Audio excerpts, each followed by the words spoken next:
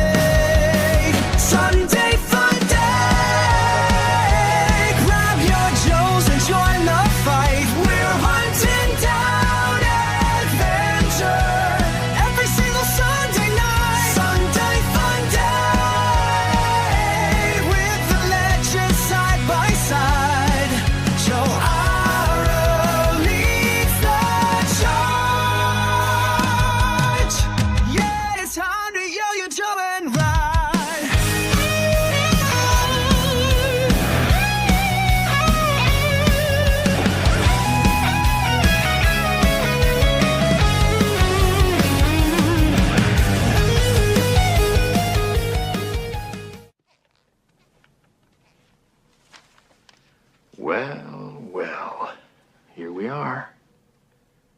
I want to congratulate you for being on time. So, what would you little maniacs like to do first? Welcome back, Sunday Funday. We had a nice week off. But we're back. Yeah. You did? Yeah. Yep, We're sure did. back.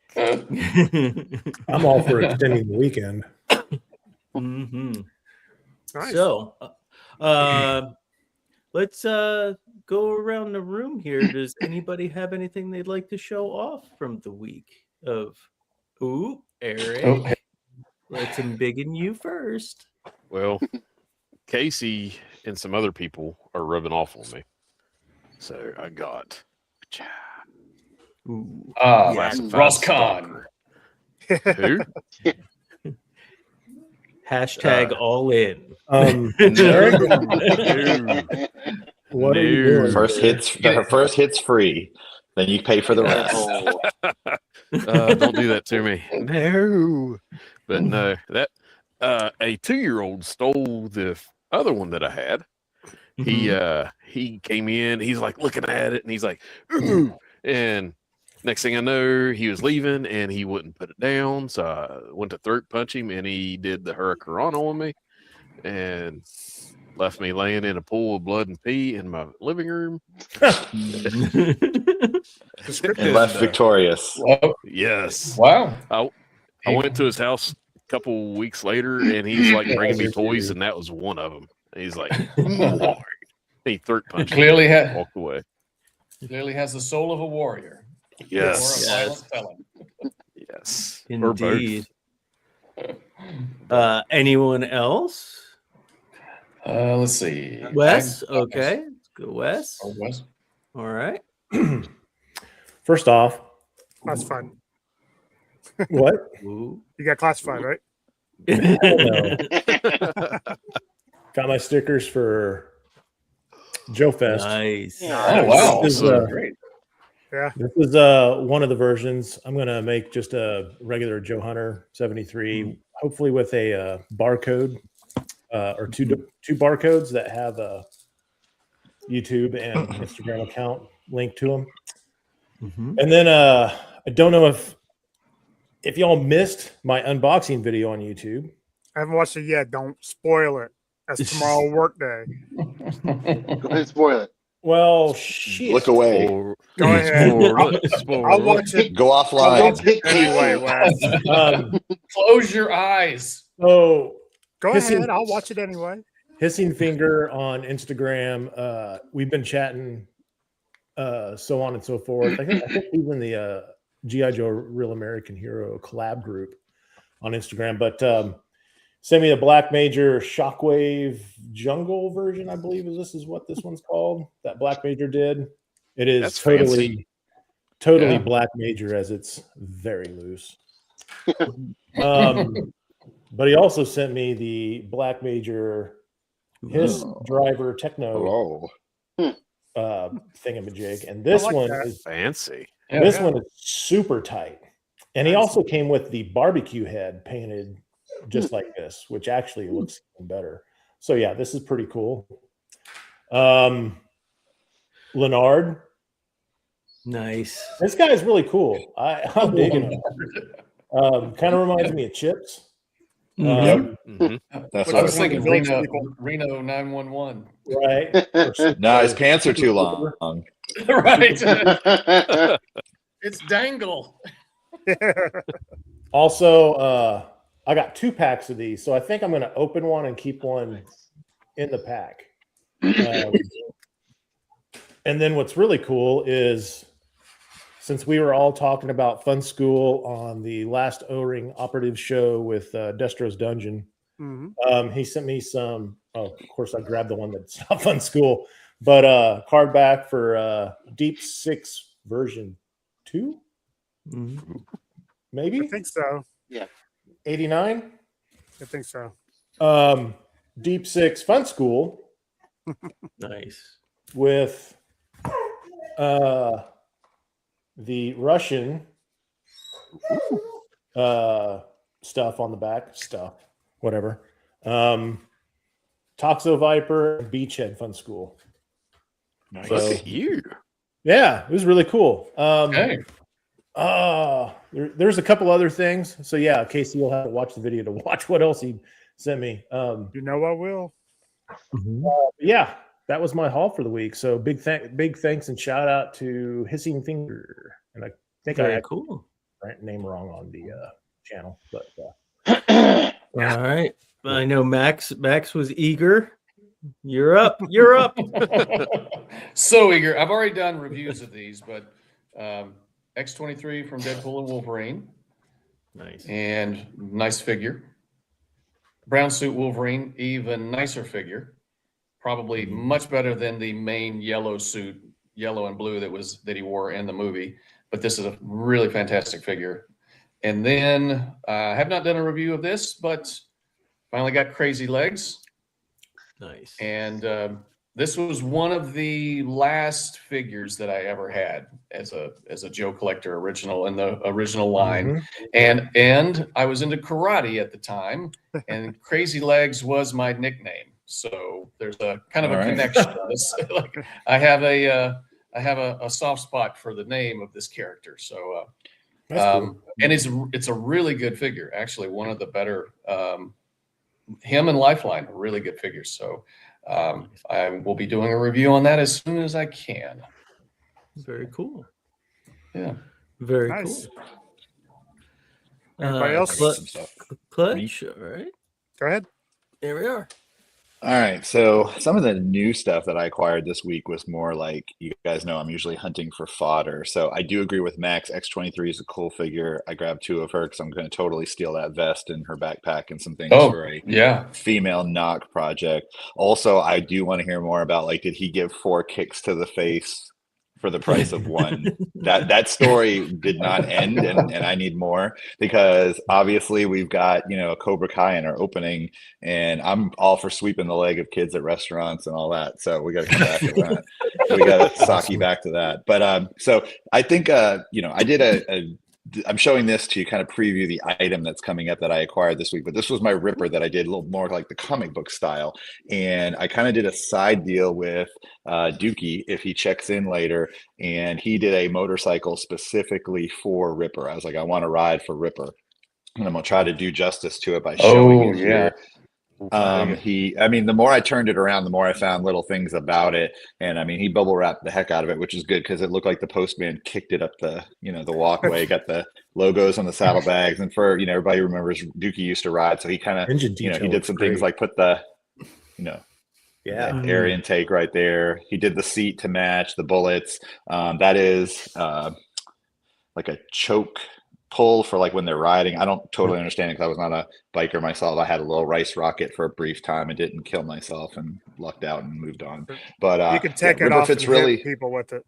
That's what's for. That too. Yes. He said a lot of them kept weighted stuff in it. So Ripper fits really well on that. And that goes really well with something that I finished this week was a ride for Zartan, which I nicknamed the Warhorse. So this is Zartan's Warhorse.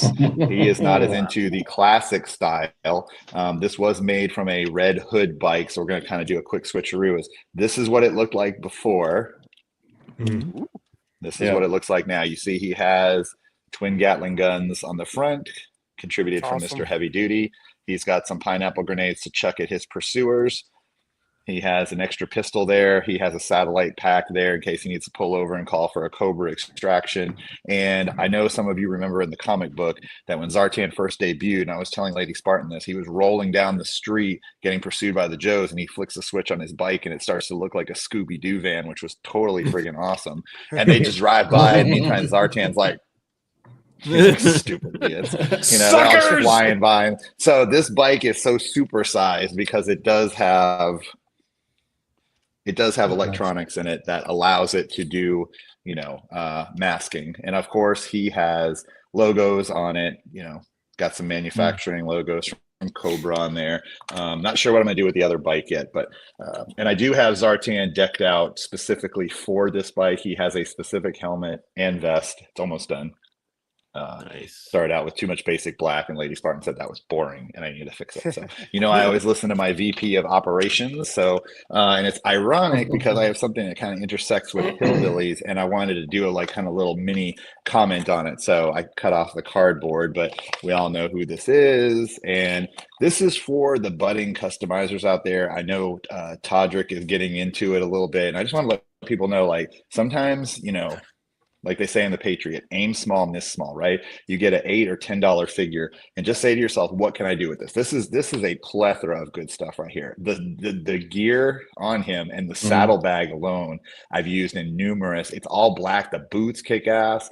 You can acetone the camo off and make it green. You can add green stripes, which, by the way, I have a very tactical Big Lob coming. I opened Big Lob and I was like, okay, no, we're going to make you more tactical. And Big Lob now looks like Delta. I will tell you, I kept the red tank top. I didn't desecrate, and I kept the Jordans that he has. But he looks like he's about to throw down in any climb in place. And I think I'm going to take Hit and Run and do the opposite. I'm going to make Hit and Run look like super, I forgot all my tactical gear, threw on some jeans and a camo shirt and said F it. So yeah, I just want to tell people, get a figure at RossCon, or pick something up and say, what can I do with it? And don't worry about how many things you have in your coffers for gear and heads. You can trade with a lot of people, start opening up lines of communication to your friends on Instagram, YouTube, Facebook, and see who's got what.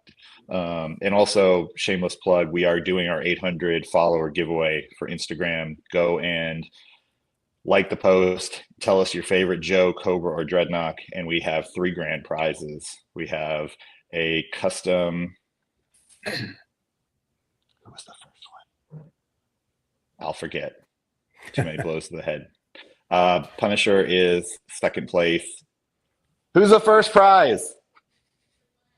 Major Blood, right? Major Blood custom. Yes, Bush Wars Major Blood, where he's wearing the Claymore as a belt buckle, and he does have a wire running to it. Did some things different, made him a little edgy. He's not going out like no punk. That's his tagline. And Punisher armored up with a very unique head sculpt, second prize, and then a grab bag of enough goodies where you're gonna be like, holy crap, how much stuff does Uncle Clutch have if he was able to give me this? Fortunately for whoever wins that, I did kick over a container of very small items, and I got halfway through sorting them, and I was like, okay, the rest of these are going in the grab bag. I don't even want to sort anymore. So Major Blood, oh my god. Oh my god. I'm getting heckled from the other room. So that's all I have. But That's yeah, awesome. so had some good fun this week with stuff. Nice. Mr. Casey. Yep. Just one thing. And it's, I swear, one in toys is a bad influence. Oh, nice. Got the American Nightmare. Cody Rhodes. Rabbit hole. Yep. No. Yeah. Hey, Casey. Yes. Yes, sir. That guy's head was my first road pig that I did. Oh yeah. Yep, I used his head and gave him the red on the hair. I could see that. And took the tat off, and I could not match skin tone at that point, so it was not my finest hour. But yeah, I remember him fondly. He was road pig, but like much leaner. Like he was in a cutting part of his life. You know, he was getting ready for the stage. I always thought the original road pig's face looked like Babe Ruth. Yeah, I could see that. Yeah. Yeah. Yeah. Yeah. Casey, wait till Monday. It's your fault because you put out these amazing reviews on wrestling figures, and it brings back the nostalgia of. I mean, I went back and watched WrestleMania 1 on Netflix. Oh wow! I've been doing that. Okay. Wow. Hey, who didn't you get a? Who was it that got the Bret Hitman Hart? It was Casey. Yeah. Okay. Yeah, that's what I thought. I was in Walmart like Friday, and the journey begins. I have been able to resist going down that rabbit hole, but I'm like, it's Bret the Hitman Hart. What are you doing? Show respect. They're just fun. You know, you don't have to take them so seriously. It's just like, you know what? I don't see any Joes I want. I don't see any Motu I want. Man, there's some cool wrestling figures over there. Yeah. Well, somebody has a package coming for Monday. More I'm something excited or for other. those. Yeah. Billy got me. I know Rowdy one of Roddy? Jake, Roddy Piper, and Jake the Snake. Oh man. Yeah. Casey's like, yeah, this is definitely not a rabbit hole. You sure about that? You sure about that? It's not a rabbit hole. I didn't buy those. Yeah. Yep. Mm-hmm. See, I looked at some of the wrestlers because I'm like, oh, you know, maybe it'd be cool to have an Ultimate Warrior, but I just know where it doesn't lead anywhere good, you know, because if you get that, then you got to have this, and then. Now, I'm strictly an old school wrestler guy, but as far as new wrestlers go, Cody's my favorite. So I have Matt needs to get the demolition and customize them into more knocks. Yeah, I actually bought a Hitman Hart, and I got a long pants version, and he's gonna be that long hair, and he came with sunglasses. He's screaming out like I was like, and his box was like torn to shit, so I like got them to give me a discount. I was like, I can't give this to someone as a gift. And then I was just like, you need a Psycho Sid even. Yep. Larry's on to you, Casey. Yep. We shall see, because I'll show you guys everything. Now, no secrets. If I would spot a Danhausen, I would have to get that. Yeah. He's good. I mean, right now, I want Undertaker. Sorry. Ooh, yeah, he's got some cool figures. Yeah. And he's got a bike. Sorry, Hillbilly. Go ahead. You're good, and I'm used to it. I'm married. And she's in the other room, but that's where he's brave enough to say it. Yep. If I see a Danhausen, if it's a good Danhausen, I would have to get it. So I seen on Monday Night Show, I watch it. He's got the #1 selling shirt right now for wrestlers. Really? Over anybody else. Well, he had his first match Saturday night, and he won. Of course he did. He cursed him. I was going to say, did he curse the other guy? I mean, they follow the money. They will follow the money. If you're bringing it in. Yep. You can call me Hillbilly Hausen. That's what. There you go. That's what Lair Bear said. Oh, cursed. Oh, sorry. I think I've just pointed at Max. I'm sorry. I don't feel cursed. How about this? You are awesome. Ow, my big toe hurts. What this pain? The Frogurt is also cursed. So we got 10 minutes to get into it before we get our ick. Yeah, our ick. So this week was not figure heavy, but I did start to pick up some things to dumpster fire down another Dio rabbit hole. So I have to do some weathering on this, make it look lived in a little bit. Is that Oscar the Grouch's upgrade?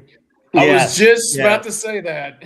It's like a penthouse for him. What are you talking about? Yeah, a double wide. I love it. I did some weathered up and did some like the shrink wrap detailing. effect. Yes. See, Casey and I were talking about that earlier. I'm like, anybody who's ever worked in a warehouse knows exactly what that's about. Yeah, that's a trip hazard. Wear your steel-toe shoes. So Casey let me know that this is a European palette, and then we got a bunch of these. So Casey, I still have to send you the link to the to those, because it was 6 for $5. So, that's a good price. Yeah. Okay. So Joe, you brought this on yourself, buddy. Okay. Take him on one.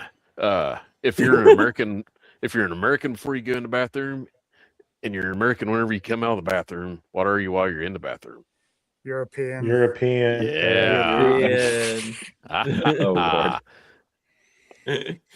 Oh Lord. Well, depends. If you're leaving too. So that's about it for me this week. Europe. Yeah. So let's see if we get anybody out there. Born in Toys jumped in. Is there anybody out there? Yeah. Yeah. He's just fun. I like him. He's funnier than watching paint dry. Well, and you know why he didn't wrestle for so long? He was actually injured, but show me another person that can keep like almost a year, going by never wrestling, but just, doing promos. Yep. It was good. But Larry Housen nailed it. Yes, Larry Housen nailed it. So one of the things that I wanted to do as the first quarter kind of closed was talk a little bit about how our different lines, because we all have like lines that we specialize in or are kind of favorites. And, I don't know about anybody else, but I tend to be harder on the people I like. It's kind of like when it's your kid, you're harder on your kid than you are anybody else's. But I figured we would spread out and everybody do a report card for Q1 of 2026 and see, if we all agree, disagree, and roundtable it a little bit. So I guess the first one would be Mr. Max. So I'm going to add your show to the stage and give you control. And I've already failed the assignment because I think I missed the whole Q1 part. But I don't have. I did too, Max. Don't worry about it. In my defense, I haven't picked up many Marvel Legends this year. So I think honestly, the two I just showed you are the only two that have come out this year that I've actually purchased. So there's going to be kind of a, to looking date back. Yeah. Well, think of it over the last. I'm going to reference a couple of things over the last couple of years. So, report card. The number one thing that you mentioned or was on the list of grading was delivery of products. So I have to give it a 5 out of 5. I feel like Marvel Legends lot of, honestly, this is the first year that a delay has been announced. Typically, anytime I've ordered a Marvel Legends figure, it's sometimes showed up earlier. So, and it might be through typically like Amazon or, Walmart or Target, maybe. Hasbro Pulse is kind of, it gets to you when it gets to you. But on a whole, I've never really had any issue with things being delayed or anything like that. So I'm going to give it a 5 out of 5 for showing up on time. Communication from company, I'm going to give them a 5 out of 5 because the regular live streams that the Marvel Legends team and the Joe team and this Black Series team, they do those all through the year, and they're teased throughout the year. They drop little hints. I mean, like everybody's going crazy right now over that little golden crown from the last Joe live stream. And so I like the fact that they tease little things, and they do that with the Marvel Legends. I don't pay much attention to Black Series, but I'm assuming they do the same thing. So I use Rom as an example because they teased him, and I knew that a figure was coming once Marvel got the rights to publish the comic series again. So Rom's a big deal. He was probably my favorite Marvel Legends figure from 2025. So the idea, just the way they roll things out and everything. I'm not crazy about exclusives, but at least they let you know when things are coming. And the Marvel Legends team, I mean, they churn stuff out. So I'm going to give them a 5 out of 5 for at least, and there's already like new leaks right now of upcoming stuff this year. So product quality, this is where, probably going to grade a little harsher. So in my reviews, paint quality has been kind of hit and miss at times. Sometimes it's really good. I threw these examples up here, like the Venom figure. This guy right here, it's a big chunk of blue plastic, and they did the spider better, the spider logo on the back better than the one on the front. And it's kind of like, it's how is this hard? That's all you had to do was get the spider logo right on the front. It's a big chunk of blue plastic. It shouldn't be that hard. And so, but then they turn around and you've got like this Hellfire Gala figure right here, and this very unique design for Spider-Man, and it turned out it's a very unique look, very unique paint that turned out very well. So it's kind of hit and miss at times. Plastic quality, for the most part, has been pretty good. I'm not crazy about pin joints anymore. Like, I don't have a Venom in my collection, and I'm not crazy that they gave us, this is just a repaint of the black one that they released a year or so ago. And it's still they're still giving us pins. It makes the joints a little gummier. It's just a little more wobbly. Plastic quality on that battle damaged Spider-Man was pretty rough, and a couple of others here and there. So, but for the most part, it's pretty good. So 4 out of 5. Sculpt is always really good. I always feel like they do a really good job on sculpting. They get, just look at Hugh Jackman's likeness. They do really well. Here's a good one. I think this might be this is a Ghost Rider from 2024, and I think this head sculpt is reused, but it still looks fantastic. And that Captain America is really good. Articulation, I 3.5, and I threw up the Daredevil Born Again. He's an MCU figure, and the design of it's a little off in the hips. And if you've seen my review for that, it's, you understand why I was mad. I was in a bad mood at the time. But MCU figures typically have less articulation. The Marvel Legends comic have more, and so it's kind of middle of the road. It just depends on which one do you buy the most, I suppose. But I feel like the comic accurate stuff has much better articulation. The MCU stuff, you kind of have to, I had to do some tweaking. I had to cut out some plastic and get better articulation on the Daredevil. So that's kind of what I've seen overall. I kind of consider myself a Joe collector largely, but they put out so much. There's so much Marvel Legends out there that you can pick up at Ollie's, Ross, wherever, on sale, playing the long game. So I've got a lot to compare and contrast. So so that's, maybe I could probably push it to 4, but I think 3.5 is probably fair. Build quality, I wanted to kind of add that because that kind of goes along with type of plastic, or it kind of goes with it in a way, but it's also kind of like how do the parts fit together? What are the tolerances?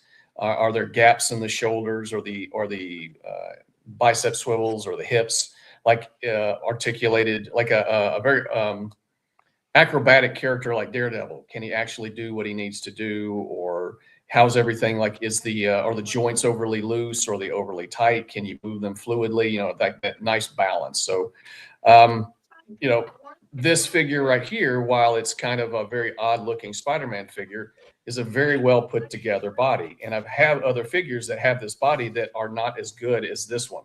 So it's the same mold, but it just kind of turned out a little better with this guy, even though it's a very odd, unique Spider-Man costume, one you don't hardly ever see.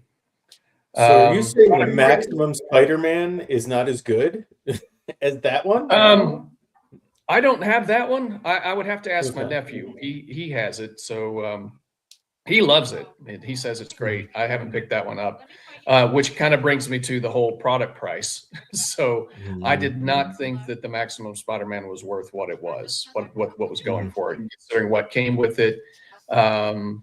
It has painted on web lines. It's not sculpted. So I just didn't quite feel like the value was there.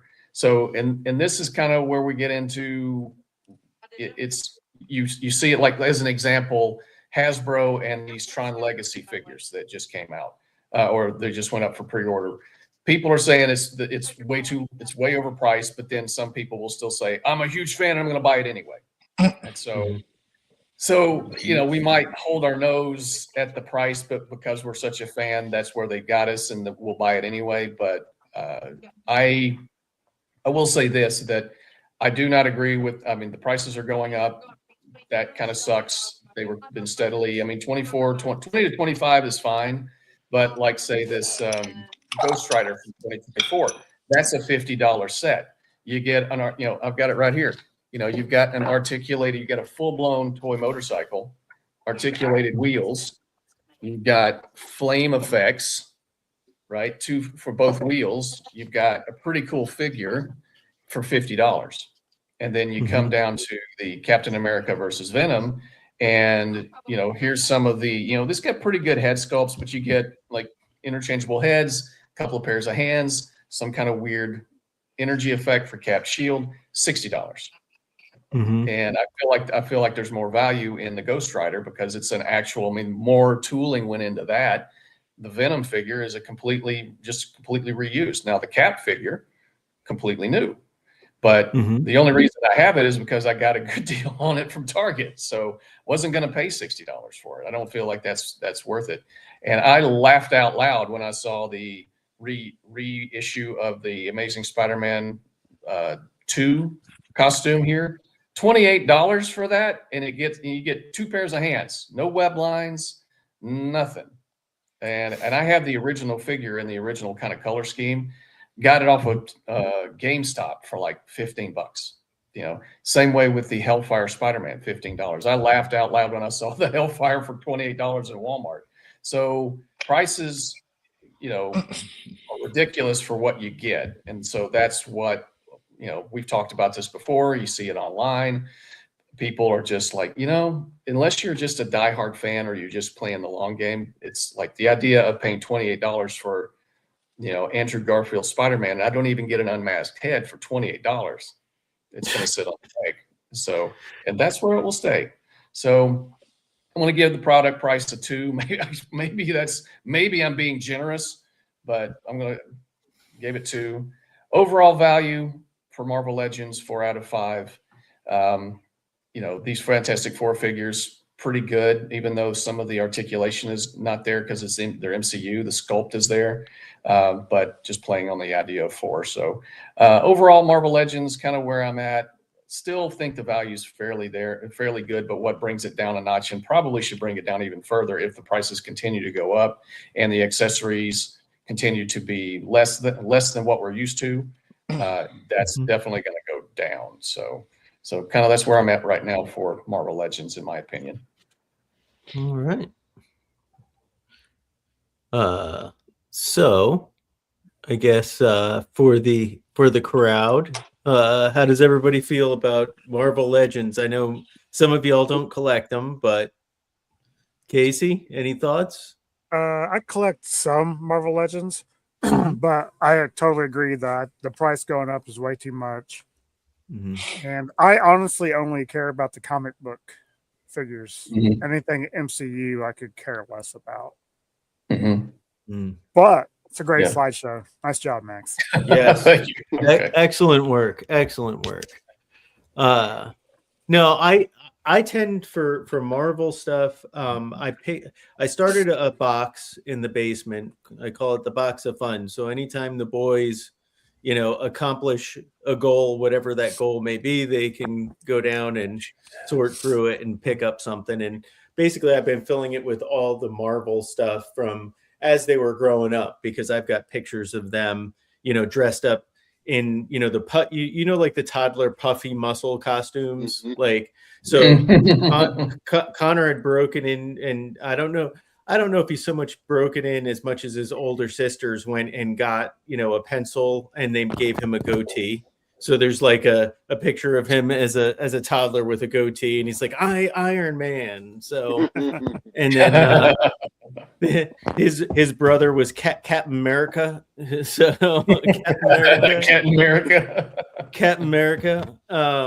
So yes, but yeah, I mean, I like the line. I agree. I think what's going on, Jezza? So Jezza. Hey, Jezza.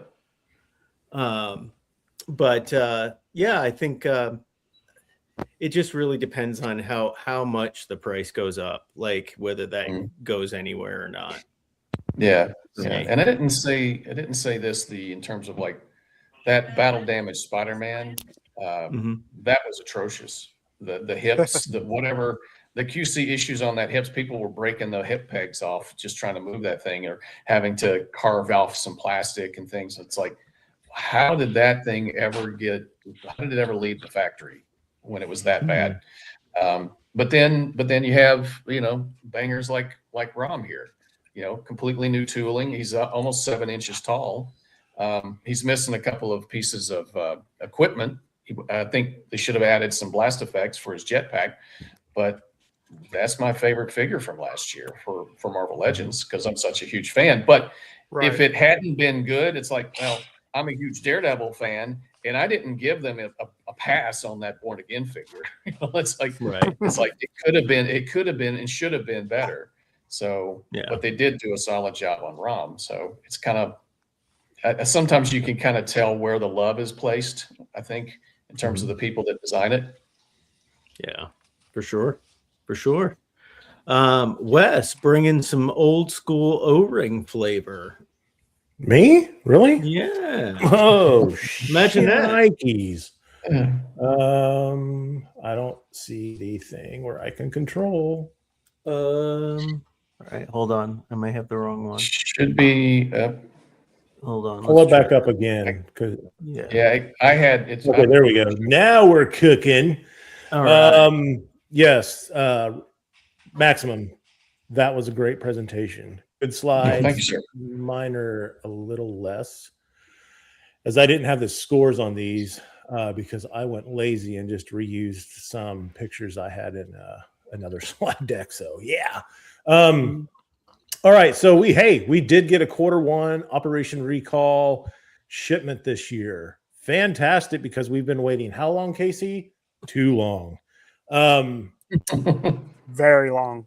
And actually, I believe I actually got mine in Q4 of last year, just the week after Christmas. I know there was several people got those early shipments out, which I was surprised I was one of those few, but most of everybody got those shipments. Wave 1. Delivery of product. This is hard to say because it's been 4 years in the making. So 4 years. Wow. Yes. It funded 4 years ago. Yeah, right, Casey? It's been 4 years. Yeah, Right? I mean, we're still waiting on we're waiting on another one who funded around the same time. We haven't got anything funded. Yeah, 2022 it funded, basically June or May of 2022. So delivery of product on time, delayed, etc. Can't even say if it was delayed or not. It's because it's a Kickstarter. They will basically I gave delivery a 2 out of a 5 just for that fact. Could have been a 1, but I was being, I guess, gracious enough to give him a 2. Communications, however, has been a 5. Every month, if not more than once a month, Carson does send out an update on where they're at with these. And ever since the get-go of this Kickstarter, with all of his Kickstarters, he does a great job of communicating that line. Quantity and quality product. Well, let's skip that. Product quality. I gave this. This was kind of hard because I didn't want. I was like, you know what? Screw it. I give it a 3 out of 5. At first, I gave it a 4. I'm like, you know what? No, they're a 3. Are they a 3.5? No, they're a 3. The weapons are very hard to fit in the hands. Literally almost broke some thumbs doing so without heating it up. The paint started to rub off while forcing the weapons into the figure's hands, and it's just glossy overload. They're way too glossy. So, yeah. Where am I at? Product price. It's hard to say because I can't remember what this was because I was all in on this, and this was Casey. Were you all in? No. I got like 8 figures, I think, but I only have 1 in hand. I want to say it was close to 400 for the entire wave, and then some of the extras, if I remember right. It was pretty high. I was all in on Longbow, so I couldn't go all in on this. Longbow wasn't as much, but I made it as much because I went back in and filled in some army builders. Nice. Yeah. So, and then product price released and announced product price. Yeah. So it was kind of hard to grade that one. Overall value, I mean, I give it a 3.5 so far. Wave 2 is coming out next month. There has been no communication as far as it not coming out next month. So hopefully in the next, where are we at? We're in the middle of April. Tax day is upon us. So yeah, within 2.5 weeks, hopefully we'll get another announcement saying, hey, these are shipping out. So very excited for this next wave. This is the wave I was really looking forward to. Some of the figures anyway, I was looking forward to. Kind of wish some of them were in wave 1, but yeah, I got 2 of those coming. Yes. And then again, the communication wave 3 is shipping way out in October. And then spring of 2027 is wave 4. And this isn't the entire Kickstarter. So we got other ones for next year, which again, funded in 2022. Yeah. Shipping summer of 2027. Hey, Wes. Yeah. I'm sorry to interrupt, but can I just say that the whole process of putting these out in waves, I hate. I do too. We paid for it at once. Yep. I would like to have it at once. Exactly. Thank you. Yes. No, thank you for chiming in that. I 100% agree with you. All right. The rest of, so we didn't get, where am I at? Yeah. No Delta 17 in Q1. These were all released back in the year of 2024. And this is a slide from Toy Connections YouTube channel that he did with Steve from Delta 17 4 or 5 months ago. So I just grabbed that slide. Thank you, Ken from Toy Connections. And then last year at Joe Fest, we got these packs, the 2-pack, the weapons accessory pack, and the Hailstorms. They announced it. It was delivered. and then it went live in their store after Joe Fest was released. Their communication was top notch. And then that YouTube special they did back 4 or 5 months ago announced the 2026 releases. Joe Fest, June 2026. We're going to see the JF26 exclusive special 2-pack. And basically, winter is coming. So we're going to see some winterized repaints. I'm assuring of that. And then also a new Death Sparrow. There's going to be a Snow Sparrow later this year. So very excited for Delta 17 this year. And basically just overall quality on Delta 17 is, for me, it's 5 across the board. Their announcements, the quality of product, the product price, because they will run specials. They'll run sales on these. It is no Kickstarter at all. The only thing that we think that might be Kickstarter hasn't been announced yet. Could be that Hind. Trust them. I trust them to get it for us. Right. That's the thing. Yes. And the overall value of all these figures. I mean, they have set the bar high with O-ring figures. So they are a 5 across the board. Great. The other one that funded back in 2022, we've gotten one figure, one flipping figure. But it's awesome. It is, but good. It's the greatest figure ever. No, it's not. It's great, not though. bad. It is not bad. It is pretty tight. The legs are tight. You can't bend them back all the way. The head, you can't swivel all that much. They've retooled this figure, and I'll get to that here in a second because it comes from the same factory. But overall, their communication is 5 because they send out an update at the end of every month telling us that there's an issue with the factory and it's getting pushed back. And the next month is, oh, now it's Chinese Lunar New Year, happy whatever, and no one's working for 2 months. So it gets pushed back again. So they're very on top of their communication. They go to all the shows. They go to Joe Fest. They go to the DFW Toy Show. They go to, I think they were at Kentuckiana. They were at Toylanta. They go everywhere. Yeah. Yeah. Zolicon. So they do go everywhere.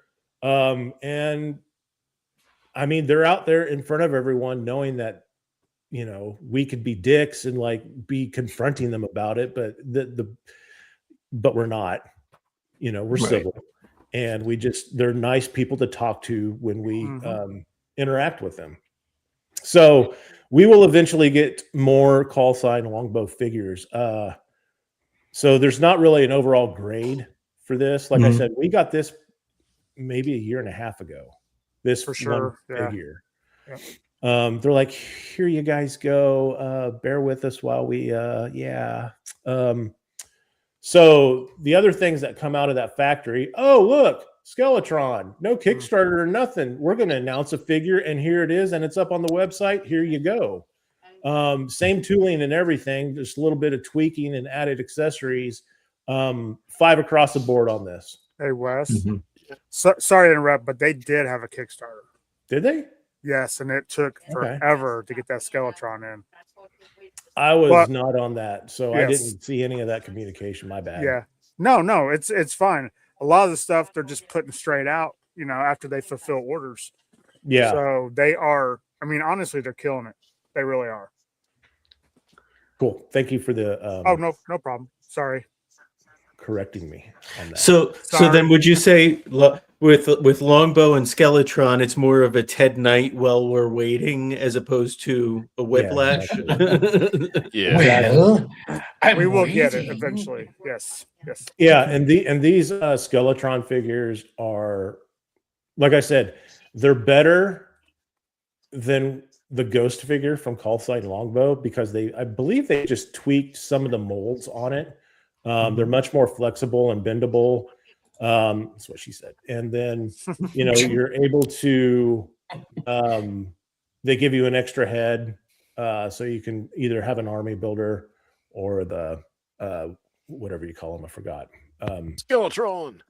And then I don't think this was a Kickstarter. No, I don't think This so. was just, hey, here's a figure. We're going to have it at ZoloCon. And basically, it's just for the most part, a repaint of Darth Vader from the planet Vulcan. But yeah, this one just as good, 5 across the board. And same thing with the Yeti. This was flipping cool. The translucent plastic, you can actually see the O-ring. And yeah, these are all army builders. And yeah, just 5 across the board for Skeletron. Nice. And that is the end of my slideshow. All right. Yeah, a lot of people just think that the Kickstarter was the Skeletron itself, but they did have a lot of figures and of all 3 sizes in there. And the fact that I don't get the 4-inch or classified scale, they do make those as well in Skeletron, and I see a lot more of those out there, like on Instagram. Sure. And they look phenomenal as well. So they're great. Yeah, very cool, Wes. For sure. Thank you, Casey, for your assistance. Outstanding. There you go. Kudos from the chat. Thank you, 1 and 12. Well, Casey, do you want to go? Because my slideshow kind of has me, Wreck Ship, and Uncle Clutch here all in one. So sure. Yeah. All right. I'm gonna embiggen you. All right. So he gets to be in. Give me the order of the questions, and I can answer them on the spot if you don't mind. Not at all. All right. So let's see. Do you like toys? I love toys. Delivery of product. Yes. I love delivery of product. Where were you on the night of the 15th? Yeah. I got witnesses. So how many masters came out in the first quarter? Ooh, honestly, in the first quarter, I think just the one. Maybe they wrapped up a couple cartoon collection. Okay. Maybe a couple Masterverse because they're wrapping both those up, getting ready for the movie, which drops in like 3 weeks. Oh, dude, exciting! Oh yeah, and they're shutting my movie theater down in 2 weeks. No. Yes. I'll go somewhere to see it. Yeah. Sounds like you should come down to Louisville. Hey, I might if you want to see it. Yeah. You guys can do the popcorn trick with each other. It's no trick. Whoa. Hey. Whoa, hey. What are y'all doing in Texas? It's your business. Gross. Ugh. Brother,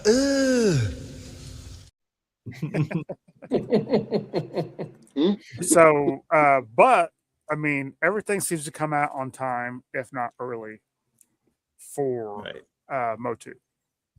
Nice. New announcements in PR. It seems like we're getting new announcements every day. It does. They're starting to talk about all these figures coming out for Chronicles, and it's all exciting. I can't wait for the movie figures to hit. Yep. If any of my friends here see where they're coming up for pre-order and you don't message me right away, I'm gonna be sad. I think it's next month or next week. It's this month. Yeah, sometime this month. Week, like 25th. I think 25th. If I'm not mistaken. Yeah. Jono knows everything, so he'll keep an eye out. So he does. I did see the Skeletor yesterday on the peg. Oh, the little smaller one. Oh yeah. It looked evil. Yeah, I got it for my granddaughter. Nice. Good for you. You go. Now, pop. Here's a good bucket for you. Quality. What's Casey always tells about Motu? How many points of articulation for $30 or 25? No, not $30. $25. 30 to 32 points of articulation. Yeah. That's insane. Yep. Yeah. So I give that. I guess I should go back to the 5s all around so far. Okay. All right. Price. Product 5. price. Yeah, I mean, they got the figures coming out and they're still not going up. Mm-hmm. Yep. I want to know how they're doing that because, whatever they're doing. It's called honesty. Yes. And they're not paying anybody else for the rights to figures they own. So Yeah. that affects bottom line in some places for sure. Like Super 7. Their prices aren't great, but they have to pay everybody for the royalties of everything they make. Right. True. Right. You hear that, Hasbro? Yeah, I'm just saying they own G.I. Joe. They do. They just don't give a fine. Yeah. Yeah. Overall, so if you've had 5 across the board so far, yep. Overall value. Well, I would give it a 4.5 because the only downside I have towards Motu right now is sometimes it's so hard to find figures that come out, but I'll end up having to get them on secondary market because either scalpers or some kind of exclusive. I hate exclusives. Right. But I mean, it is what it is. I've had to pay. I don't even want to say what I've paid for my Blade Masterverse figure when it came out at 24, and I didn't pay anywhere near that for it because I couldn't find it anywhere. And I'm going through the same problem with a Masterverse Merman. So, I mean, what is this? It's just availability in some places. I guess that's my only knock on Motu. Gotcha. I can contest or speak on that availability. I cannot go to my Walmart and get Motu or G.I. Joe Classified, but they have Marvel Legends, and it wears me out. So, yeah. All right, I'm off my soapbox. Click. All right. Well, so then, Casey, would you say that it's like 4 3/4 or a 5 overall? It's so close to a 5 that it's almost negligible. Yeah. But I mean, I love the story of Masters Universe. I love all the little tweaks they do with the Masterverse to where they like reinvent them. So it keeps collecting exciting. And now with the new line of Chronicles, it's a chance for anybody who wants to get into Motu to start fresh. Right. And I think the line's going to be great. Gotcha. Yeah. All right. Well, then we can get into another slideshow. And Wreck Ship. All right. You're up. All right. Can you control it? No, I'm on the phone. I can't. Oh, okay. All right. Well, I only have the final grade, so come on, Joe. He's walking around. Yeah, he's walking around. Get my camera. I can do the slide. I can do the slides if you want me to. I think there's only a final grade for Wreck Ship, right? Yeah. Yeah. So we'll wait until he's done getting down off his soapbox. So as of April, there's been 10 releases this year. Price ranging from $28 to $43. 16 items are on pre-order at the moment, and 9 more items have been announced. So there's a good gamut of stuff there. Delivery of product, everything has come out on time for the most part. A few items have even essentially leaked out earlier than scheduled at brick and mortar stores, like the Cobra La Royal Guard and the Special Forces guy. Excellent compared to other years where the product was constantly delayed and was just force-fed to us in the last quarter of the year. So 5 out of 5 on delivery of product there. Okay. New announcements, PR, getting a 4 out of 5. There's only been one single live stream for 2026 at this point. A few more can be expected, though. It's a little asterisk on the 4 out of 5 because a few more can be expected during the month of Yojo June, major conventions and such. Because quarter 2 is typically the bigger quarter for Classified because of Yojo June and the HasLab and such. There have been a smattering of social media posts announcing new products and whatnot. few of them have given us more new modern file card information on the new characters, and they're still pretty on top of sending out pre-order reminders and announcements the day of and the day before and whatnot. So decent on that front. Product quality, they get a 3.5 out of 5 on there. There's still lots of minor QC issues that are persistent across figures they've released so far. Things like ill-fitting accessories, joint tolerances, preventing movement without having to do some kind of plastic modification or heating up the joints or whatever. Quality of the plastic used for weapons is still hit and miss. A lot of them. There's not really enough product in the States to give a better picture of it for 2026 product, but it's about average, maybe a little bit more than normal of QC issues that occur for Hasbro's product in general. So, product price, 2 out of 5, 2.5 out of this. As with the Hasbro lines, it seems to be the case that prices are going up because they're dum-dums and they'd rather see soaring profits than happy customers, I guess. Whatever. Like, you get $28 for a standard figure, 43 for deluxes, 53 for figure and packs, 60 for 2-packs or small vehicles, and then you have that ridiculous under $10 price for the spoiler. It's prices have gone up and up every year as the line's gone on. The same items you would have got for 20 and $40, like literally 5 years ago, cost 30 to 40% more, just because reasons, I guess. Well, and reasons. I think the thing that gets me about classified, and I love G.I. Joe overall, but the thing that gets me about classified and the thing that irks me the most out of everything is there's so many things going to clearance that unless there's something so special, so dear to me personally now, like I said it in our chat, I'm just canceling things and I'm gonna wait and see. It might end up at Ross, it might end up on clearance at Walmart or Target. Who knows? Yeah. Well, the overall value of the line. Well, I was just going to say, Rex Ship, I took your advice and I canceled my order for the Despoiler because it wasn't exclusive. It's like, I like the thing. I like the Destro. I like Iron Grenadiers, but it's like, I'm just not paying that. I can live without it.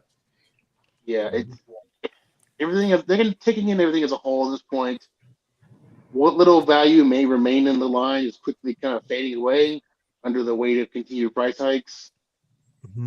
I'm not one to advocate for waiting for sales and clearance because I think you should support the line as much as you can. But I think at this point, waiting for sales and even waiting for clearance is kind of the way to go at the moment for a lot of people. Unless you just have to have it. Yeah. Right.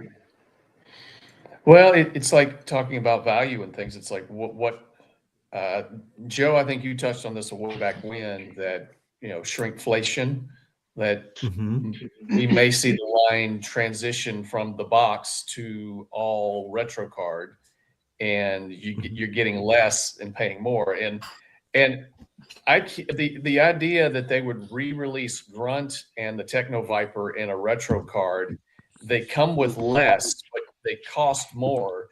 And you can currently get, at least last time I checked, at least, you could get the Techno Viper, the classified version, for $20. And now they're selling 28. It's like, and it comes with, it doesn't come with a hologram piece for the wrist. It comes with everything else. And then Grunt, it's kind of like the classified figure is so much better. It doesn't have the same look as the OG, but it's like, the problem is that Grunt especially is kind of heinous because you get less items for more, and you're only getting that specific version of Grunt because of the OG 13 people that just need to have that specific look. When it could have easily been the Sunbow, like dark blue version or the V2 tan version. What's wrong with the OG guys? Nothing wrong with them, but the classified figure could have easily just been the OG 13 and it's fine. Like it's close. It really is close enough. What's wrong with green? Yeah. It's boring. They were 20 years too early for wreck ship. He likes the neon military. Yeah. I like the fun colors. I like my military to be tactical. Yeah. Well, you know what's even funnier is that I picked up 2 or 3 grunts. They were on sale on Amazon for like $15 a year and a half ago. And so, and it comes with the steel core head. And so you can have army builders, and it comes with so much more. It's like, I mean, well, and then on top of that, you compare this grunt with the green shirt that just put out. It comes with more stuff. Yeah, even the green shirt comes with more stuff. Yeah, it's just basically a reissue of the green and shirt. It's also basically with a backpack. the same thing. Yeah. Still, wet gear is different though, right?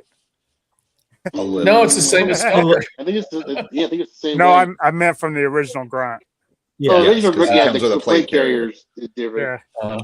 Yeah. Well, it's the same one as breakers, but the Televiper is the one that caught me completely off kilter, because now you don't have the red hologram for his wrist. So it that was weird. I don't know why they didn't include it. Yeah, like, you know, it still has the port on the wrist Yes. panel. You know, he has the wrist panel. It still has the port. It'll be in the accessory pack. They never do. Well, and if you go on Amazon, you know, for the most part it's $20, but you know, you catch it on the right day, you're paying $15. So, Well, and that's the thing too. It's just also just confusing decisions. Yeah, I agree. Yeah. Yeah.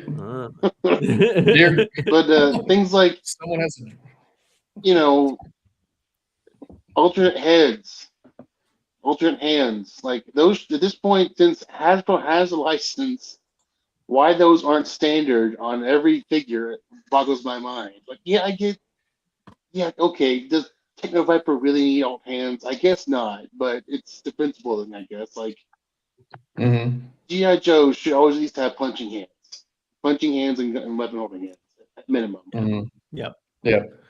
Well, and I don't want to hijack your thing where it wreck ship, but I need to for a second here. Hold on. Amazon. Let's talk for a second. All right. This surge pricing on Amazon. This surge pricing is insane. There is no reason for grunt, or is it grunt or flash? Flash is now $30. Why? Zap.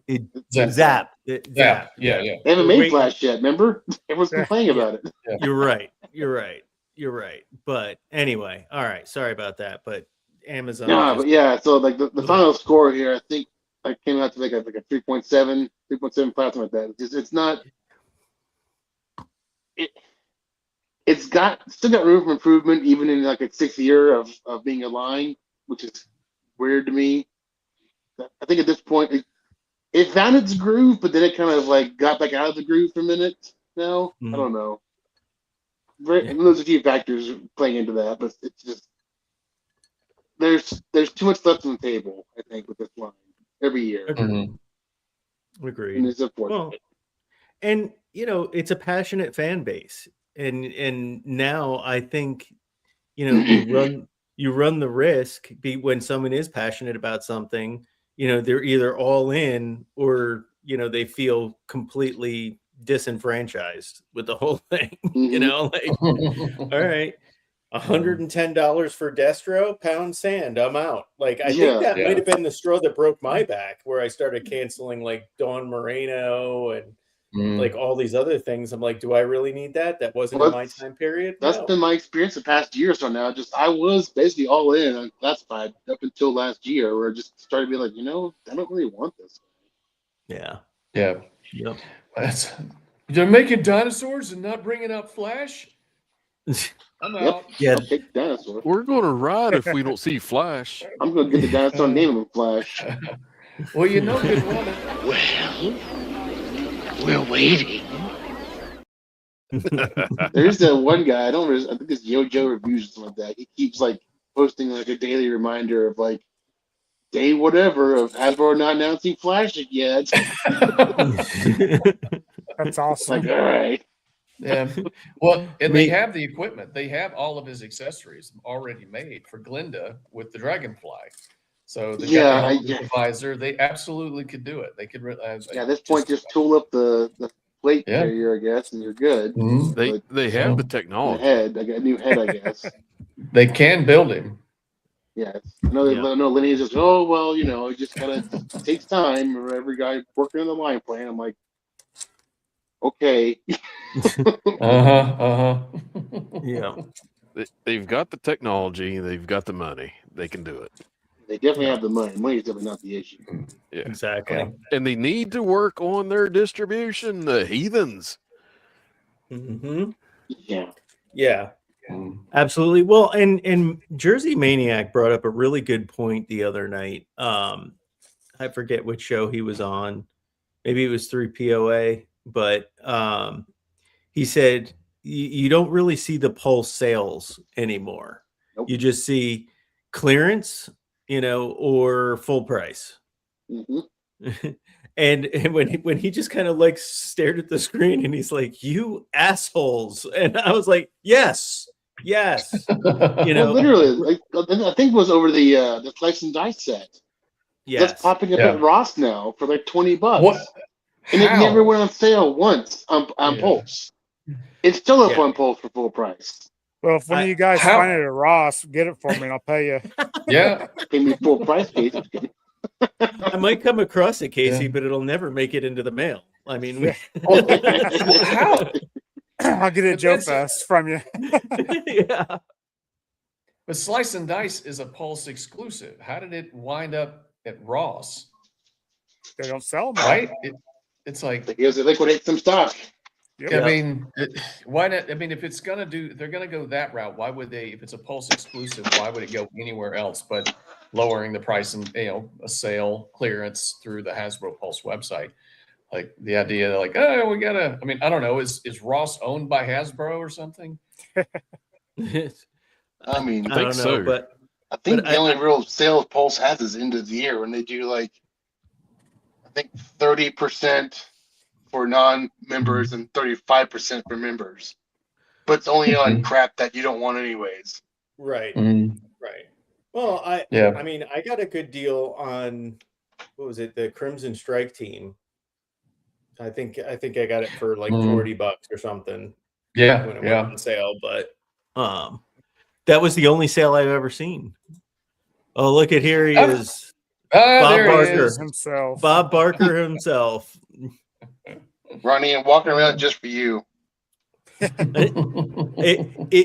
If anyone has not seen one of his game shows with Sharky, you have to check it out. It is always Nunchuck. A couple of them last night were pretty hard to guess. Yeah. A couple of them you have to be Australian to get it. Yeah. Well, when you start talking about like lifts and the Dunny, certain words. Yeah.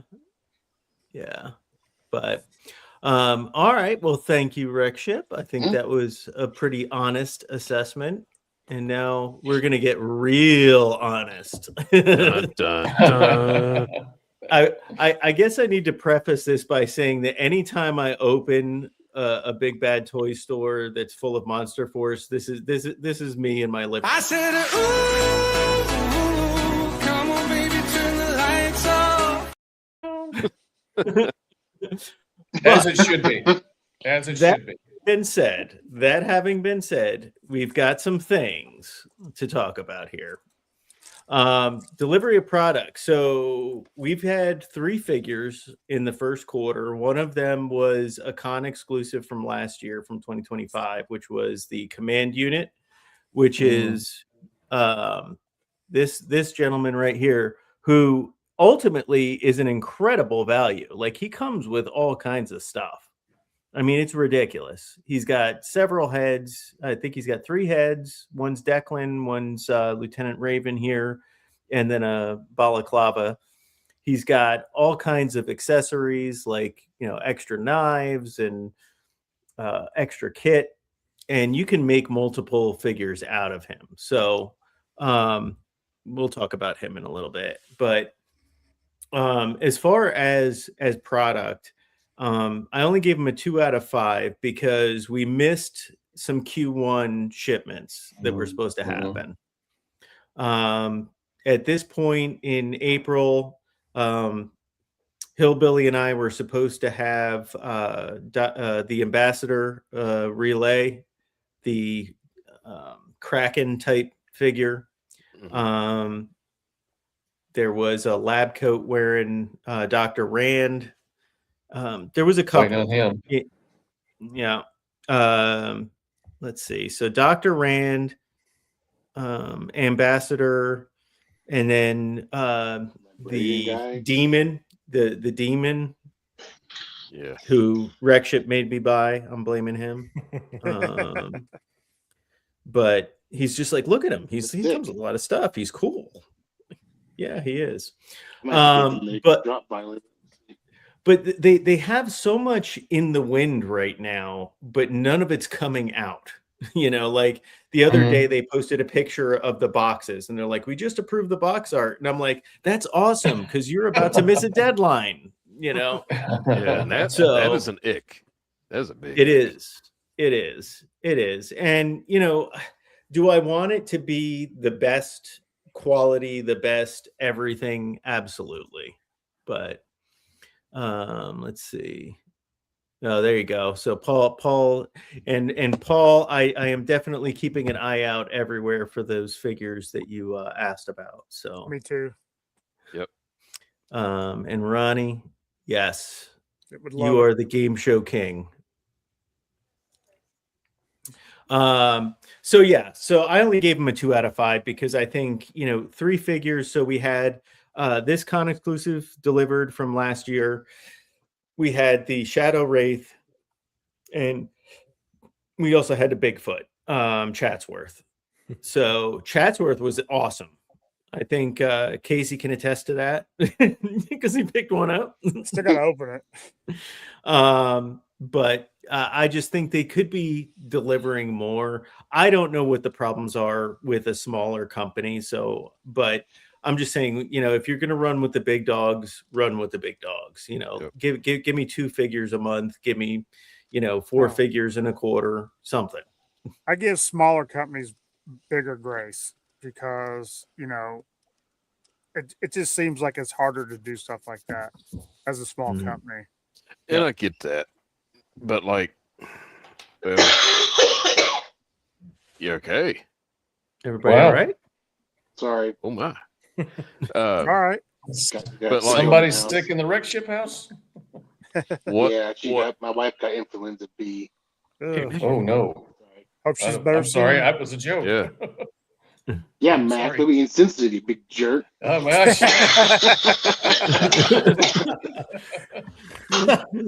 Coughing because of you now, Max.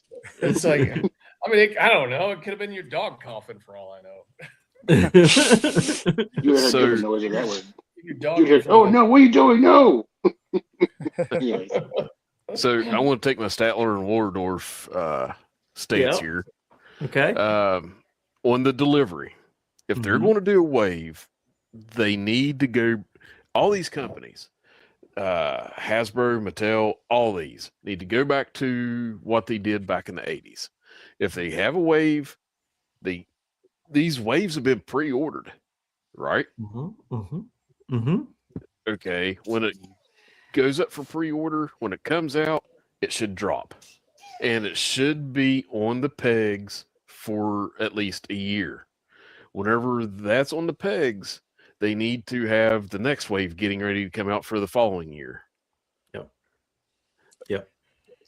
And I understand a lot of these factories over there, if they're like, well, Marvel Legends are more important than Operation Monster Force, so we're going to throw them to the back because Hasbro is going to pay us more. True. That is true, and that hurts the collector. Mm-hmm. And I don't know where I was going to go with this.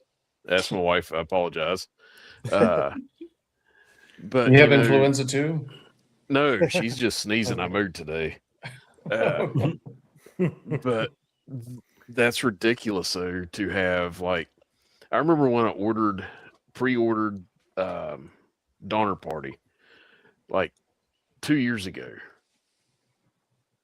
and I was like, "Can't wait! Yes, coming out October." yeah. But like, I was excited about it. Then it was like, "Oh, wait a minute! It's going to be postponed to next year." Yeah, and then it's going to be postponed to next year. And I finally got the thing. And was it an amazing figure? Yeah. One of the best figures I got last year. But still, they need to have a plan other than this slow trickle. Yeah. And, oh, okay. So I'm off my soapbox. All right. So 2 out of 5 on delivery. New announcements. I gave them a 2 out of 5. And remember, this is a line that I am all in for. Like, I love it. I don't excuse some of the things they do, like some of the reuse, repaint, but that's just inherent in every line, every action figure. It's what it is. But as far as new announcements, Bill just was on Punk with Toys, and that was really the first I had seen of anybody this year so far. Like, they had done a couple of podcasts, maybe back in January, maybe end of December. They did a couple of YouTube lives. But as far as new announcements, like what they're touting as new announcements, like we heard about last year. Like, it's just more renders and things like that.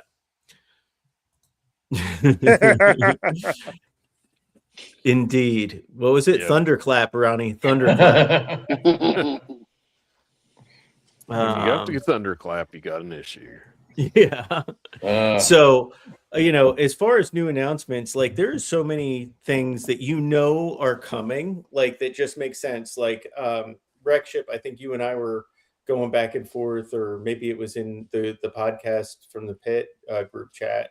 I said, I need to go get a Yeti to go with my Arctic Hiss and my Snowcat. And you're like, that there's going to be an Arctic Chatsworth. So just like get the one that matches, Yeah. So just announce it, like get that out of the way. Like, let me know. That's their problem though, is that they announced so much so fast, like 2 years ago. Yeah. And so now they're just kind of sitting on their thumbs waiting for the time to kind of get actually out to customers. Like right now, I would buy 4 of the nuns from hell, or whatever the nuns were. I'll army build nuns all day long, but like show me something like other than the colorless renders. And I swear to God, if I hear about Red Riding Hood one more time, I'm gonna friggin' vomit. Like, I know it's coming, so show it and get it out there. Let's go. Wait, I never thought I would hear the sentence, I would army build nuns. Yes. Yeah. Show me something, nuns. Joey Raw. Yeah. Now I had not heard about an army of nuns. Like, wait, no, that's right. They have done some digital renders, so I have seen those. I think the last time, and it's been probably a year since the guys that are running the show, they were, it was a convention or whatever, and they said basically that they're throwing all that stuff out there because they want all these pre-orders so they know what to make. It's like that's basically, it's almost like they're making to order. So that's why we're seeing so much of this stuff, for them to kind of get an idea of the interest, so they know what to pursue and what to get out. But I do think they're going to run the risk of their reach exceeding their grasp. Of okay, I pre-ordered 75 figures. I don't want to be 75 years old by the time I get all of my figures.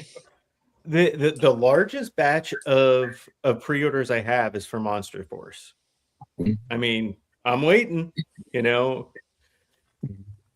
So, but again, what they should do is take a page out of some of the Kickstarter books, and at least once a month, come out, talk to us, let us know where you're at, once a month, and Like then call at sign least Longbow.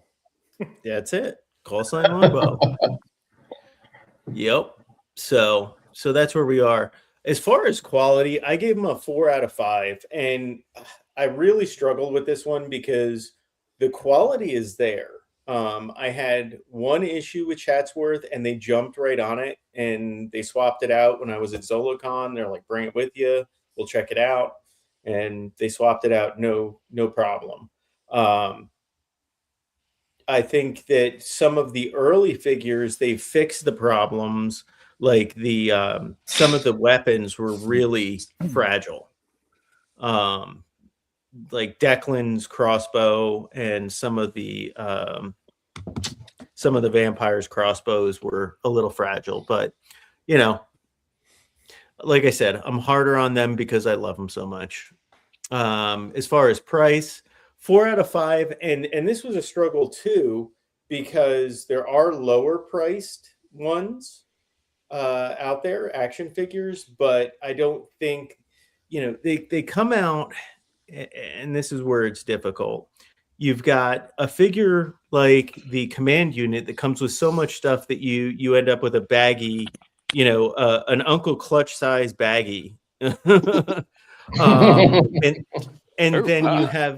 then you have another one like Dracula that comes out, and he has next to nothing, and he's the same price. He's $40. So they need to get their minds wrapped around deluxe and not deluxe. Yes. Agreed. 100%. And they can do it because they've lowered the price on some of the ones coming out. And I looked at some of the accessories that are supposed to be with them, and I'm like, why is that one not 40? Why is that one 37? Right. I mean, I'll buy it. It's not a problem, but why is that $3 less or $2 less? So I give them a 4 out of 5 because I don't think that they figured it out yet, but I'm hoping they do. Did I read that it's dropped $2 on some of their figures, some of their older figures? Not the older ones. So some of the upcoming wave 3, they're $37.99. Nice. Yeah. Rabbit hole getting ready to open. Everything that's in stock right now is 40. Yeah. And except for Chatsworth, who's 80. Right. Yeah. Yeah. Every 6-inch figure. Yes. A lot of stuff is sold out. Well, and the other thing that kind of has me a little bit sideways, and I guess maybe we can flip to the next slide and get to the rat killing here. So the overall value, 4 out of 5. I put this command unit up against the $42 Special Forces figure. And it is $8 more, and it probably comes with $12 more worth of accessories that are actually worth it. Beat that drum. Yeah, I'm gonna smash that horse until there's nothing left. But even if you look at let me just bump this up for a minute here. If you look at the camo, phenomenal. It goes all the way around. How'd you get the all around the leg? All the way around the leg. Look at that. It's almost special recipe. You can do that. It's called give a shit. They can. It's called give a shit. That's what my grandpa used to say. It's called give a shit, son. There's no doo-doo brown on those legs. No. So they come with a lot of accessories for the most part. The detail is awesome. They've got good articulation. One thing I will say, and they even managed to get drop down hips in the command unit. But I think there's also value in the fact that they are small batch, right? So guys like this right now are going for insane prices on the secondary market right now because there's none left. There's none left. Should have got extra. I should have got extra Zolocon. I mean, how many brains in a jar do you need? You know what? I probably should have had 3 because I could have paid for so many more Monster Force with that. But so yeah, so they do hold value, and because they're small batch, one of the things that I did garner from a Punk with Toys chat with Bill was the fact that they don't plan on rerunning figures. Oh, wow. Right? So he said we might rerun them in a couple of years. In a couple of years, nobody's going to care. You know, it's already been a couple of years since some of them have been out. Yeah. So he's like, maybe it'll be a different version. Yeah. So I just want to say this in advance. I do not need an Arctic Dr. Caligari. Yeah, we frosted over. That'd be cool. Yeah, a frosted dome. But he's white. He's got a white jacket. So his nugget be frozen over. So overall, I give him a 3.2 out of 5, and this killed me because I like them more than this grade shows. But being blatantly honest and comparing them to everything else that's out there, fix those things. And if everything comes out this year that's supposed to come out, and if they fix some of the supply chain issues and everything comes out, there's always that fine line as a collector, right? So you've got nothing's coming out. My God, where's my stuff? And then you've got the other end with like Hasbro really stuck it in me and twisted at the end of last year because everything came out between October and December. So we're collectors. We're never happy. But yeah, I would say right now they're still my favorite line. I love G.I. Joe, but if you talk about quality and value for your dollar and everything else, OMF is it. So thanks, Eric. I appreciate it. You gave me some hope in an otherwise dingy era. You're so welcome. But they could have a home run right there if they would pull their crap together.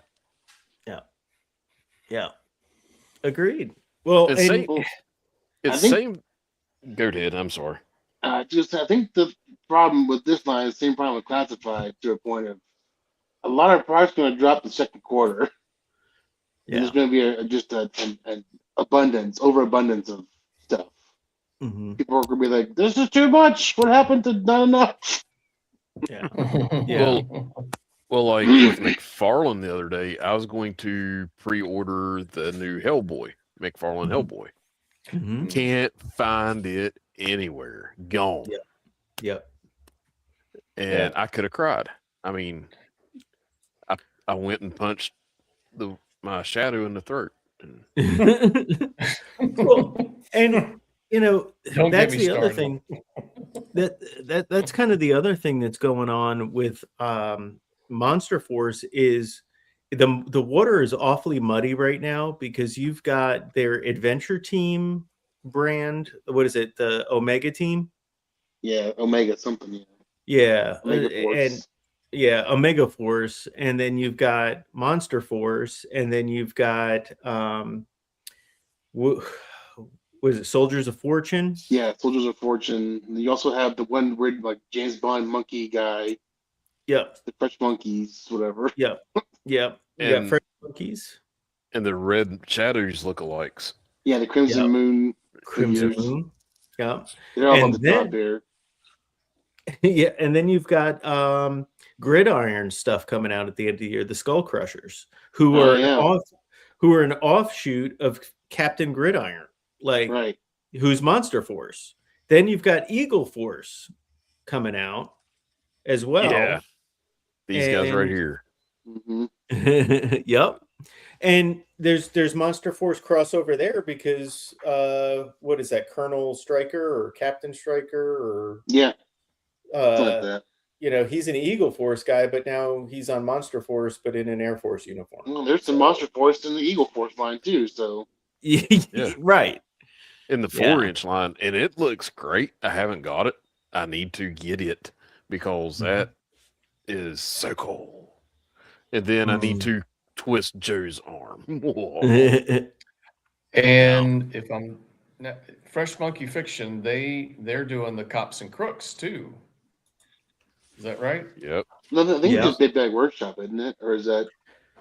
That might be the same thing?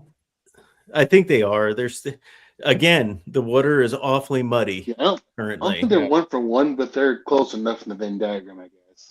Yeah. Yeah. But you know, I figure I liken my fandom for not only G.I. Joe Classified, but also Monster Force as the Steve Martin character.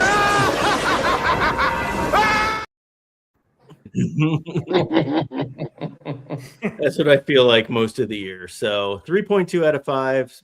I love you. Please help me love you more. Clutch. I'll never say.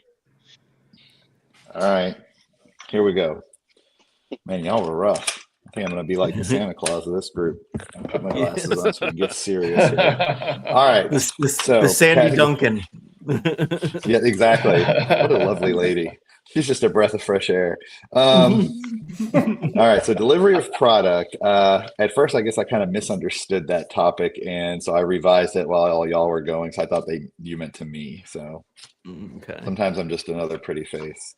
So delivery of product to the customers and the market at large. So I would say what I like about what Valaverse does with this is when they only have snippets of a product or development stuff that could be in a teaser, they do a teaser. We know we've seen stuff with the boat. We saw stuff for the Black a while back. We heard snippets about the tin of gear and certain characters. And because we know they're getting them made somewhere else and getting them sent here and then getting them ready for us. So I would say doing good with that. Then the full announcements seem to come when they are aware of both a production and delivery timeline. And when I say delivery, I mean the delivery to them from their manufacturer. So I feel like they do a pretty good job of communicating with their manufacturers and saying, when are we going to have these in our hot little hands? And then communicating inside to their team saying, how quickly can we get these out?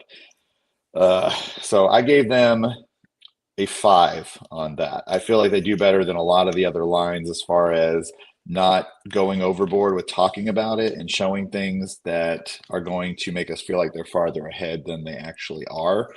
They're realistic. They are open with the fact that they're getting these from somewhere else.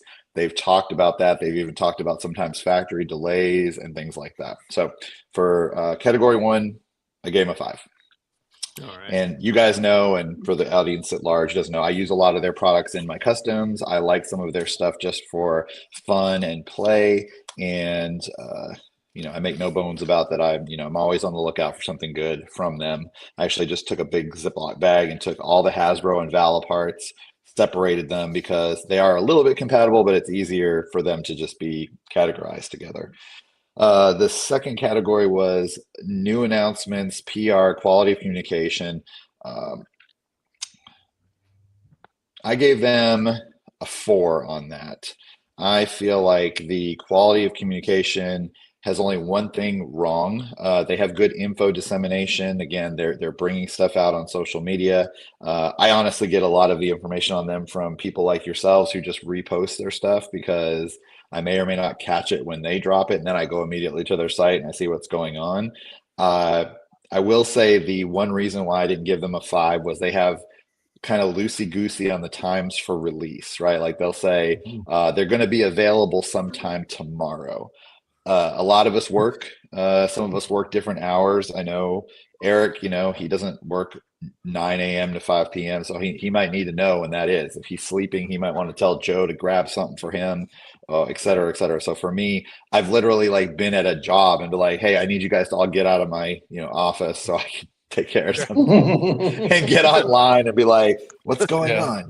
Like I've got a real job here. I need this to be, I can't know what's around noon, what's going on? When is this happening? So I feel like, you're going to sell your stuff. You can say 12 noon Eastern Standard Time. You can say between noon and 5, whatever. Sometimes they do it, sometimes they don't. So I feel like that could use a little bit of improvement, but it wasn't enough to knock them down past 4. So that's where they're at on that. Number 3, product quality control, joints. I have a few different things here that will contribute that. So I just basically went by a lot of stuff that I've gotten from them recently and in Q1. So one thing would be Day of the Dead figure. A lot of accessories, some good paint work there. I love that figure. Lots of hands as normal. Unique. We know that they do the builder figures, but I'm going to kind of come to that with more product price in the next subject. So Day of the Dead, knock them out of the park. Great figure. Hits in a lot of people's wheelhouse. Even some people who said they didn't like it, so they were going to buy it, take the head off, make it into somebody else, and use all the gear, etc.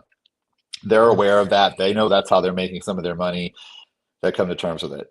Then you go to something like the backpacks that they did. They saw a need in the community. They heard a lot of us talking about there were no accessory packs from Hasbro like there were when we were kids. And they jumped on that and they were like, let's do backpacks. Let's do weapons packs. Let's make them affordable. I know there's 3D weapons being made out there by people on Etsy that are pretty awesome. And a lot of them are pretty affordably priced, but to get 5 backpacks or like 10 weapons in a pack is very nice and affordable. Also sets of hands and alternate heads. So they definitely branched out into a niche where, again, for my biggest secondary line that I purchased, Hasbro's not doing that. So they're staying ahead of their largest competitor. And I know some people would say, well, Hasbro's so much larger, they're not really a competitor. They are. It's just a different degree and level. The next thing would be the wounded figure. So they took figures that came in damaged packages and reduced price and sold them. And I just got one that was supposed to be wounded and it was fine. I mean, I shook the package. I showed it to Lady Spartan. I said, this was supposed to be like, I could like resell this as new and make $3, profit right off the top. No. But I got a Pandora in the black outfit, and you guys know she's already been changed into another character. She's got a different head, and her shirt is no longer white. So I got that and got jumped on the deal for the wounded. I like that they did that. I haven't seen any deals like that from anybody else. Marvel Legends not doing that. Sometimes you got to argue with someone in the store to get them to give you something off on a damaged package, except those wrestlers that I got a good deal on. And then you have where we kind of dip down a little, which is why we didn't get a perfect grade in this category. You have the Praetorians and things that are just being kind of like remarketed. I am not for glow in the dark figures. I think they're stupid. I think they're a gimmick. And now if it's Skeletor, I'm okay with that. So I'm gonna give a pass to the Motu, but I don't need to see like an android that can glow in the dark. I mean, why does he need to do that? He can just come right at me. He's going to take several hits. He's got shields that go up. He's good. So gimmick, there were dropped 4 of them at one time. They didn't vary the builder soldiers really at all. They still have a very similar cut to their uniforms. We see a little bit of variance on some of the Joe builders. We saw the doo-doo stains on the pants of the SF Legacy. We see the gangland boots. So I would say a 4 out of 5 for that category. Can I say something? Because I wanted to show this guy because he's a Q1 release. So the thing that drives me nuts about any character or any line is when I feel like something comes incomplete, like something that's really cool, but I feel like it's incomplete. So, his tentacles were just this plain gray, and I'm like, what a miss. His hat did not have the button detail. It was just brown, and the tassel was just brown, like it blended into the hat. Like he's got a wired cape, he's got all this cool stuff, like just finish it, right? So I am 100% on board with your assessment as far as product quality, because it's really good. It just sometimes feels like you got it 90% of the way there or 95% of the way there. So but you the what? Somebody had said You didn't earlier mention his apparel store. Yeah. Well, and the other thing I like about it, and this is something that Monster Force does good, are the stands. Product quality, the stand, the figures come with stands. Some of them are the diamond plate. Some of this one comes with like a concrete or dried ocean floor, but it has a slot that you can stick the file card right in the stand. So that matters to me anyway. Yeah. And somebody had said earlier about like, well, why didn't, and to your point, Joe, or like, why not finish it? I feel like it's kind of a joke, but like in the movie Elf, where he's like, this book doesn't have the last 3 pages, and he's like, we're not taking a bath on this, ship it.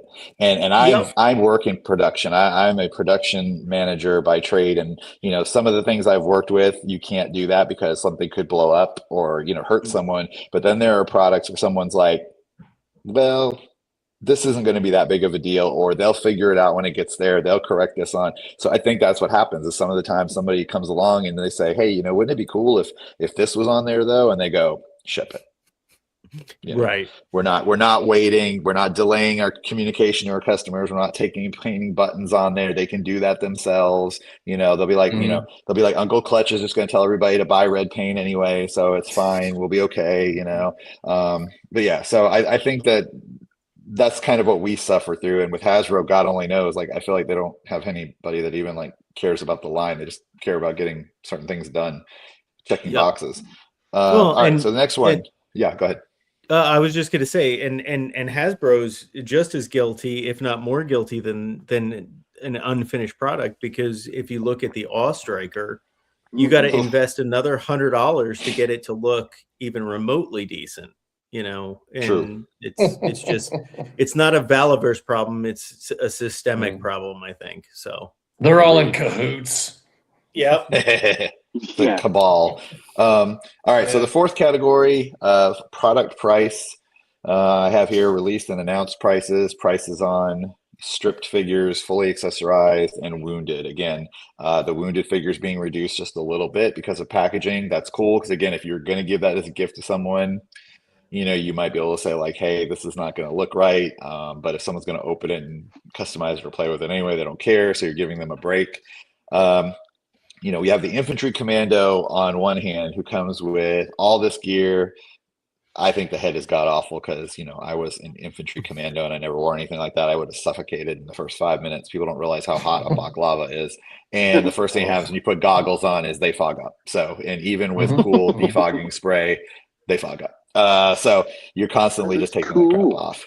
Yeah, it's cool though. I don't think I've ever said on our show, but the first rule of special operations is look cool. The second rule is don't die. The third rule is if you die, make sure you look cool while you're doing it. So now you guys know the 3 important rules.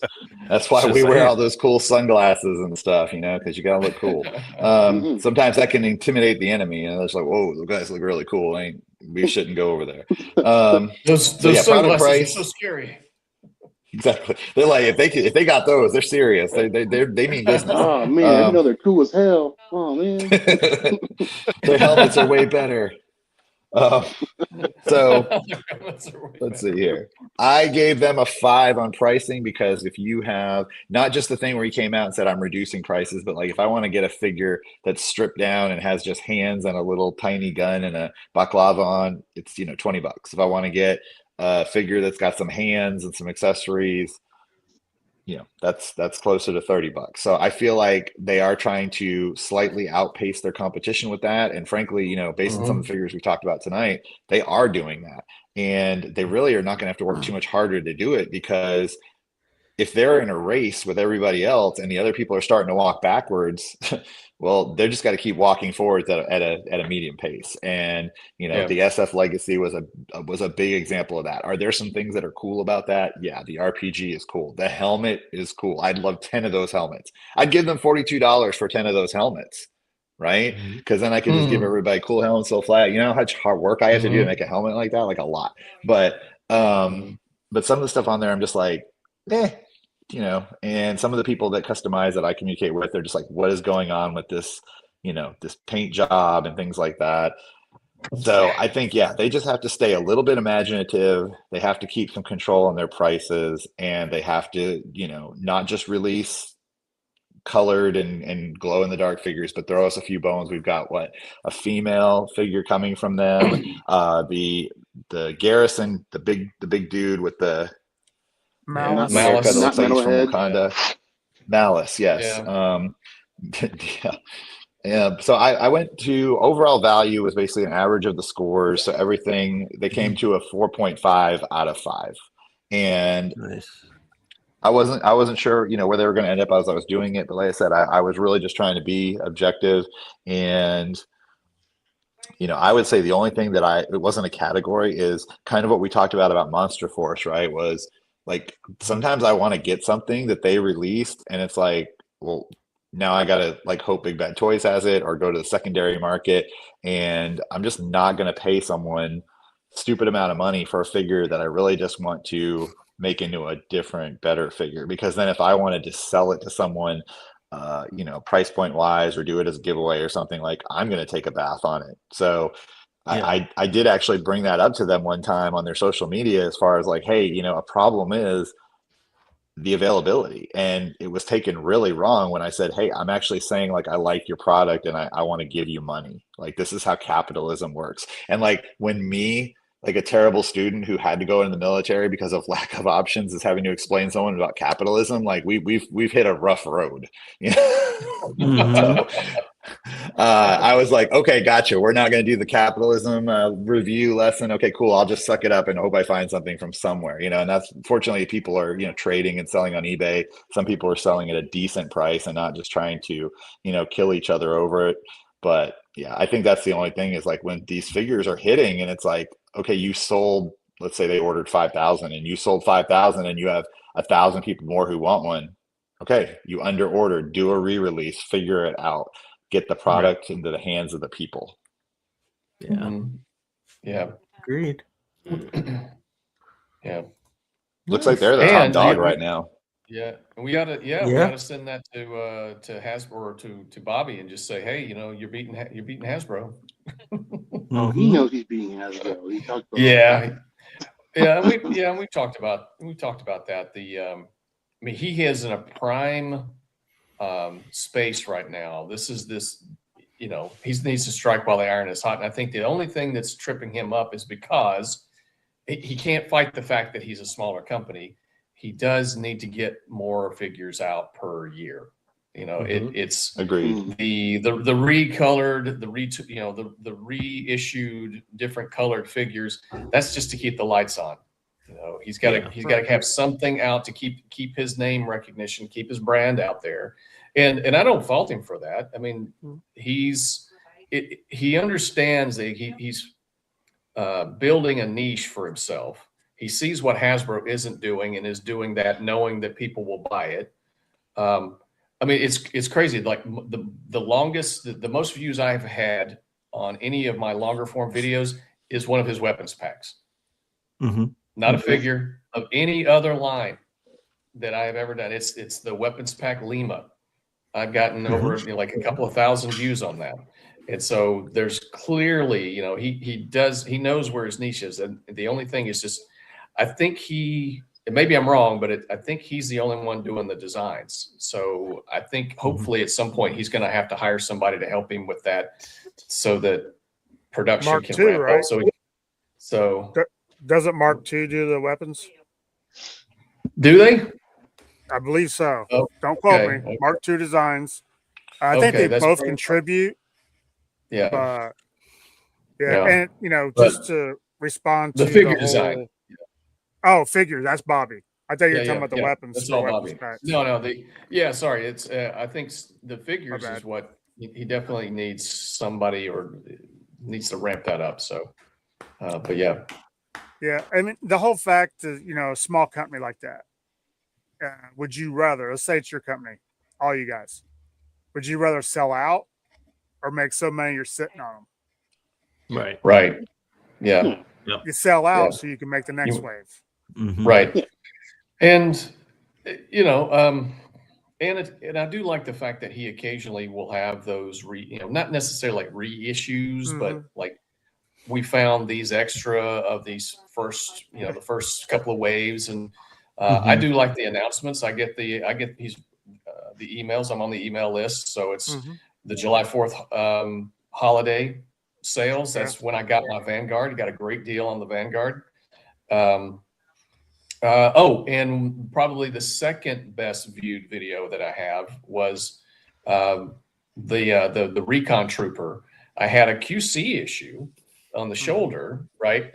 And so I got in the review was not just the figure, but more like the quality control, like the customer service. I contacted them. They asked for some pictures, sent them some snapshots. Dang, you okay there, Jono? And they sent me a figure. Now the second figure had problems with the hips, but I could fix that problem. But there was solid customer service there, so I really appreciated that. So, yeah, customer service is a big thing. I mean, they have great customer service. Delta 17 has great customer service. Obviously, Operation Monster Force, they took care of Joe like that. These smaller companies will have the better customer service. Yeah. Max, let me ask you a question, and then everyone else answer behind you. Do you think they're being smart by staying away from vehicles on a larger scale to concentrate on figures? Because I feel like Hasbro is about to get bogged down on some things. You mean Valaverse staying away from, or smaller? Yes, like they've got the Vanguard. Hell, I bought a Vanguard missile set to put on a vehicle that I was building myself, and it cost me like $15 for like an accessory. But he's not worrying about a line of vehicles, large or small, and I'm wondering if that's going to kind of help propel him ahead in this race. Because I mean, if you look at it, a despoiler is I could get like 2 full and 4 builder figures for that same amount of money. Right. I could literally have a squad. I mean, I think, I mean, I don't know if he's addressed this in maybe the 3POA podcast or something, but it seems like if he could do like one vehicle a year of something, I think that would probably benefit him. I mean, that whole Zodiac, night assault, that's, I mean, it's just, I mean, it looks kind of simple, but it's also so cool. And it's something that nobody else has. And it's another one of those things where he's looking at what Hasbro isn't doing and giving people what they know they want. So it's like, I'm going to do a water vehicle. And yes, it floats. So I think he's, having worked for the company, he knows the people there. He knows how they work and how they function and how they think. And he's just like, what are they not doing? And what do people want? And so I'm like, I mean, it's capitalism right there. Give the people what they want. So, but I can't see him spending too much time on it, because I would imagine that the tooling and the production and the upfront costs and all of that probably is pretty costly. And then, I mean, like I said, I got a really good deal on the Vanguard, but later on it was even better. Like later on last year, they had an even better sale. So it kind of makes me wonder, how well is it really selling? And so maybe he's scaling it down. Did you? Okay, so I don't know. Maybe he's done land. Look at big time Casey.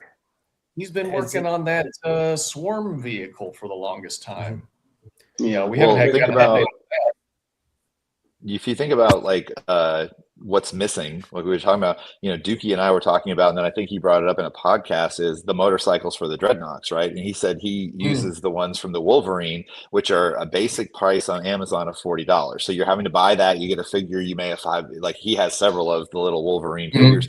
So if he were to make a biker style bike and put a price point of $30, people would buy those for their Dreadnoks. And he could call it, he could just make a boyfriend for Pandora. We all know she looks like a Dreadnought anyway. I have her sitting there with all my Dreadnoughts. So like, if you want to make money / stick it to the man, like, it's like, call me up, bro. Like, we'll mend some fences and I'll help make you some money, Right. Pandora doesn't want a boyfriend. No. Oh yeah. I'm sorry. Lady Spartan's in the other room laughing right now. She read the bio yesterday. That's right. Well, Pandora, my apologies. I'm going to probably get cut later, so may not make it next Sunday. But has anybody heard what the price point like, or and this goes into what Clutch was saying about how vague they can be sometimes. But did anybody hear what Bobby said about the Zodiac, about the price point? All I heard was I'm not going to believe it. Yeah. So the other night he said it was going to be well under $100. Well under, and it holds 4 to 6 figures. I hope so. It was just a boat. Yeah. Yeah, but it floats. I mean, it floats. Well, yeah, it does float. I think it does have like a water piece, like that. That boat from the Fortnite. So will it come with a coxswain? I hope so. That's what she said. Yeah. Wow. I gotta look that up now. I guess my question the guy who drives the boat. Okay. You can put something out for well under $100, but is it going to be finished, and to what level? That's going to be like, you could try and sell me a boat for $70, but if I'm going to have to put another $30 into it, then it's $100 boat, right? Like it's $100 boat. Yeah, but it's supposed to come with that grenade launcher on the front, right? And so it's coming with a crew-served weapon. And if it's painted out, decked out, maybe throw a couple of paddles in there. Like I said, throw a $20 coxswain in there, and you're good. Yeah, I think it does. Give come a name with like paddles. Swifty or something, Yeah.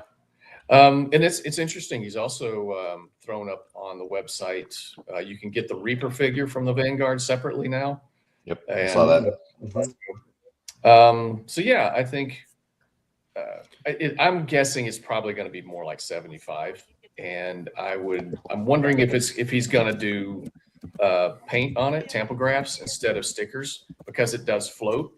So stickers might wear away. The water might get underneath the material, something like that. Because there came a ton of stickers.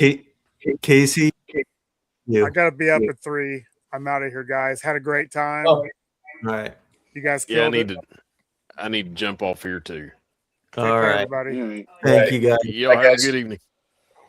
See you, bud.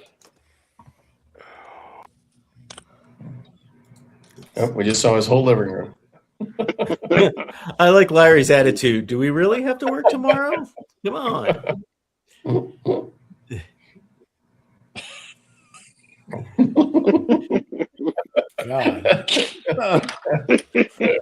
I don't know. We just started picking up viewers. I'm going to have to talk to Casey about this.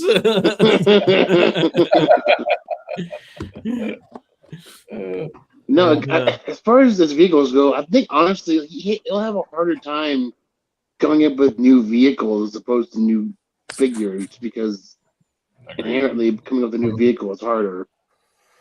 Sure. Because I mean the Vanguard is based on the Resvani thing, so to a point, all the heavy lifting was already done. Yeah. So that's why it's taking forever on that swarm copter. Yeah. I'm guessing that's like a passion project for him. It looks like. Yeah. Well, he hasn't done a swarm thing in a couple of years now, right? Yeah, it's been a while. I only bought that glow-in-the-dark Swarm Tracer because I just didn't have a Swarm figure. You couldn't find him anywhere, and I mean, you can buy them off of eBay. But yeah, that Swarm vehicle, that is probably some kind of passion project, and I would imagine it, as detailed as it is going to require a whole lot of tooling, which is going to, very small detail, intricate detail. It's going to be pricey whenever it comes out, but he hasn't given an update on it in a while. So my guess is it's on the back burner. He's making the sweat into the oldies pre-pack. Yeah. Hey, I'm still waiting for a Maritime Corps Trooper weapons pack. It's like the word that came with like flintlock pistols and like anchors, boarding anchors. Yeah. That'd be fun. Yeah, but I do have somebody gave me a bunch of Visa gift cards that I will be using for my Valaverse figures whenever they go live in May. Nice. So, yeah. And there's like at least four, maybe 5 figures that he's announced that I definitely want. And I wish that Malice didn't come with that same bazooka because I already have 2 of those. I don't need a third. So it's like, that's a pretty cool figure, but I don't need 3 of those things. Yeah. Maybe we can do some horse trading. An African American character that doesn't have the Black Panther haircut. Yeah. Yeah. Hey, at least it's not a bald dude with a beard or a goatee. Like, we've got enough Roadblock versions. I've said this before. Like, give me a black dude with some personality in his hair. Yeah. Roll out is another cousin. Like, come on. Like, how many cousins does Roadblock have? Right. Heavy duty. So for our last segment, as always, we have our Workbench Warfare and Uncle Clutch. Do you have anything to say pre, or do you want to reserve it for post? I'll say pre. I kind of skipped over what I was going to do as the third one. I went to more of like an organizational thing for people, again, trying to think about folks who are starting out and are like, okay, I need all these things and it's overwhelming. And I really tried to just kind of scale it down and go to like, okay, what do you need versus what do you just think you need? Gotcha. All right. Well, let's, as they say, send it. And let's do this. We'll just give it full screen. Enhance.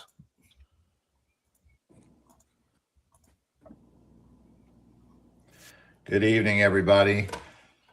Workbench Warfare, episode 3, getting ready to commence here. No, it's not going to be about Zartan. I just thought he'd be fun to start off with a view of instead of the setup in front of me, which I'm going to go into. But today we're going to talk about workspace, setup, working with tools, limited space. Some of you have a whole workbench. I don't. It's just called Workbench Warfare. I have a small eating area in my abode, and I'm going to talk about how I've set it up for maximum use of minimal space.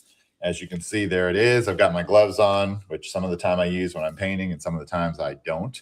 So I have to vigorously wash the paint off my hands that inevitably stains it, and sometimes even the glue, like last night when I was using what we mentioned in a prior video, super glue gel from Gorilla, and my fingers did start trying to stick together. So fortunately that did not happen, and you do not want to wait on that. As I say, you don't want to sleep on that. So going to start with from left to right. I always keep some acetone nearby. That says brush cleaner, but that is where I put my 100% acetone, and we'll put that in a small dish or shot glass like we have over here to clean brushes out, because the water just doesn't do it. The water in this cool little Citadel cup that has grates at the bottom to rake your brush across, and then the little lines, dip it off. You've got a little rest here where you can, and I'm a lefty, so some of you may do it the opposite way, but I work left to right. So I'm going to basically select my brush from here, depending on the progress. And so for this gent right here, Zartan appearing to be wearing a Viper vest, but no, that is not a Viper vest. That is his motorcycle vest that he is going to wear when riding his customized motorcycle. This is his helmet, which we'll come back to what that's on and where that is. So that's going to be something where when I put some accents, that's going to be a smaller tip brush. So something like that's not going to do it. Maybe something like that. And the only thing I keep in here besides the brushes are a black paint pen, which really comes in handy, and I think it's starting to get low. And then I always open the wrong side 100% of the time, a chrome pen. The liquid chrome pen is picked up at Hobby Lobby, and it does not have a name on here. It's going to be in the painting section, not the model section. It's going to be where all the fancy paints are and all the Sharpies and whatnot. So you see I have my 3-tiered holder here. That is not a paint holder. That is, a little close up here for you. That is a fingernail polish holder from Amazon. Very cheap, very effective way to hold several paints, as you can see. And what we're going to do is talk about why I have it set up the way I do. Now, I keep a lot of primary colors that I'm going to use, which is washes, certain browns, warm brown, light umber, caramel brown. I really like the browns, right? Brown wash. I've got a red on here. A couple of greens, OD green, leather brown, warm tone, regular gray, dark Feldgrau. That is from a war paint set that was World War II colors, and it's actually pretty cool. It's what gave me this rust color, which is kind of handy. And then on the bottom, we have some Citadel paints. And I should have turned them all out to face you so they'd all look pretty. These are some of my favorite and most often used. Cantor Blue, tip of the day, 98% match to Cobra uniforms. There's no fucking around with that. All right. Lead Belcher, great color. Might be the color of Zartan's custom motorcycle. Might be the color going on his vest and helmet sometime later today. This green is just my favorite. Moot green. They never name anything normal, by the way. Let's see. They have Iron Warriors as a base color. And what the cool thing about Citadel is you have colors that are your base. You have colors that are your layer. So recently I did a custom where I started with rust and then I layered on this scrag brown. All right, some other things up here. You notice I have Q-tips with a special variety. I've got little tiny ones for both painting small areas and cleaning up paint from small areas.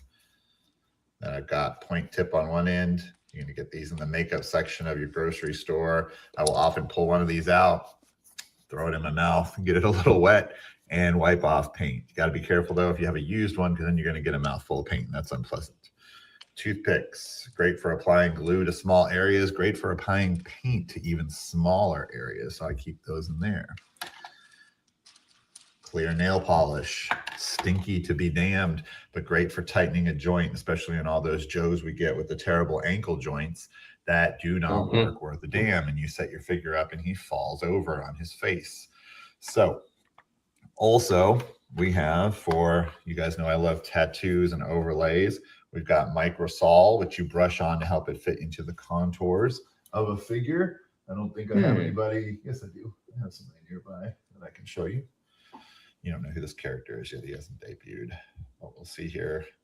He has on the back of his tricep, on his forearm, on his neck. I wonder what he is. Oh, snap. He's a Dreadnought. What's his name? You want to know his name, don't you? That's Chains. Obviously, he's got chains on his vest. We're gonna have a video on him at a later date, but I just wanted to show you the overlays. And then micro set, kind of as it says, helps it set in, helps it solidify, dry, etc. And then of course, if you really want it to set, you spray it with some matte finish. I do have one of my glues up here with my cockeyed cap because it doesn't go on very well. I have my nice clean board. Look how clean it is on that side because I don't use that side. This is good for cutting on. I don't use the measuring at all whatsoever, so I can't really speak to that. I keep several of these on hand. You see I have some black paint in there, so when that dries, I can throw more black paint in there. And I'll be honest with you, once all 9 holes are filled, I go ahead and throw it away. That's what she said. All right, thumbtack. Good for fixing glue when the cap glues shut. We have sticks here. The clip will hold just about anything. You can see it's been spray painted numerous times. They sometimes get stuck shut. And then we have some putty on a stick, which is great for working on heads, helmets, etc., where you don't want to clip it. Tools that I keep by the workbench and accessories, makeup pads, again, at your local grocery store. I prefer the ones with texture on them. Note the texture, the little dimpling. I feel like it takes stuff off better. Paint, tattoos that we want to remove, camo patterns, etc. Also keep several pairs of pliers, but this is my primary one for handling gear. I have a different one for handling overlays. My snips, which we've talked about before, pliers. If I am not wearing the cutting glove that we talked about in episode 1, I am holding the item with pliers. And of course, a very well used paint rag to dab your brushes on, dry them off, etc. So, and like I said, gloves. I get these at the automotive store. I used to get them from a online supply store when I wore them in law enforcement, but now I just need about 12 pairs to get me several months. It's great to wear if you're holding something and spray painting, because you will get spray paint on your fingernails and inside of your pores of your skin. Not fun. So basically, have a good setup, have something you can set up and take down. This is a place where sometimes we have to entertain someone or eat and enjoy a little fellowship ourselves. So all this comes down. And real quick, pan over the bonus content, the hobby cart, which is a mess. So we're not going to explain it, but tool bins, top shelf, middle shelf, bottom shelf, mostly spray paints. I thank you guys for tuning in. Look forward to making episode 4 of Workbench Warfare, and we will tease that before the next Sunday Funday drops. Awesome. Awesome. Where did everybody go? We're still here. Here we go. We're still here. Where did everybody go? So, thank you. That was awesome. And yeah, what a tip on how to save on a paint carriage there. mm-hmm. I'll give you guys an extra tip that I just worked out tonight, right before and during and towards the end of our show. I was actually painting some gear for a guy, and Lady Spartan is a special painter expert at like walls and things like that. And I said, hey, you cover a bucket of paint with a wet rag, right? And she's like, yeah. And I said, what if I did that on that little cup? I said, because I want to use that green a little bit later and it's going to dry. And I'm going to want to, after the show, I'm going to want to put a coat again on this gear. And she's like, oh, wet it and try it. No, I did. So I put that dirty washcloth, I wet it, put the scissors on top, covered, paint's perfect. And it's been like an hour and change. So it would have normally just dried in the cup. So there's a way you guys can preserve a little paint. What was that?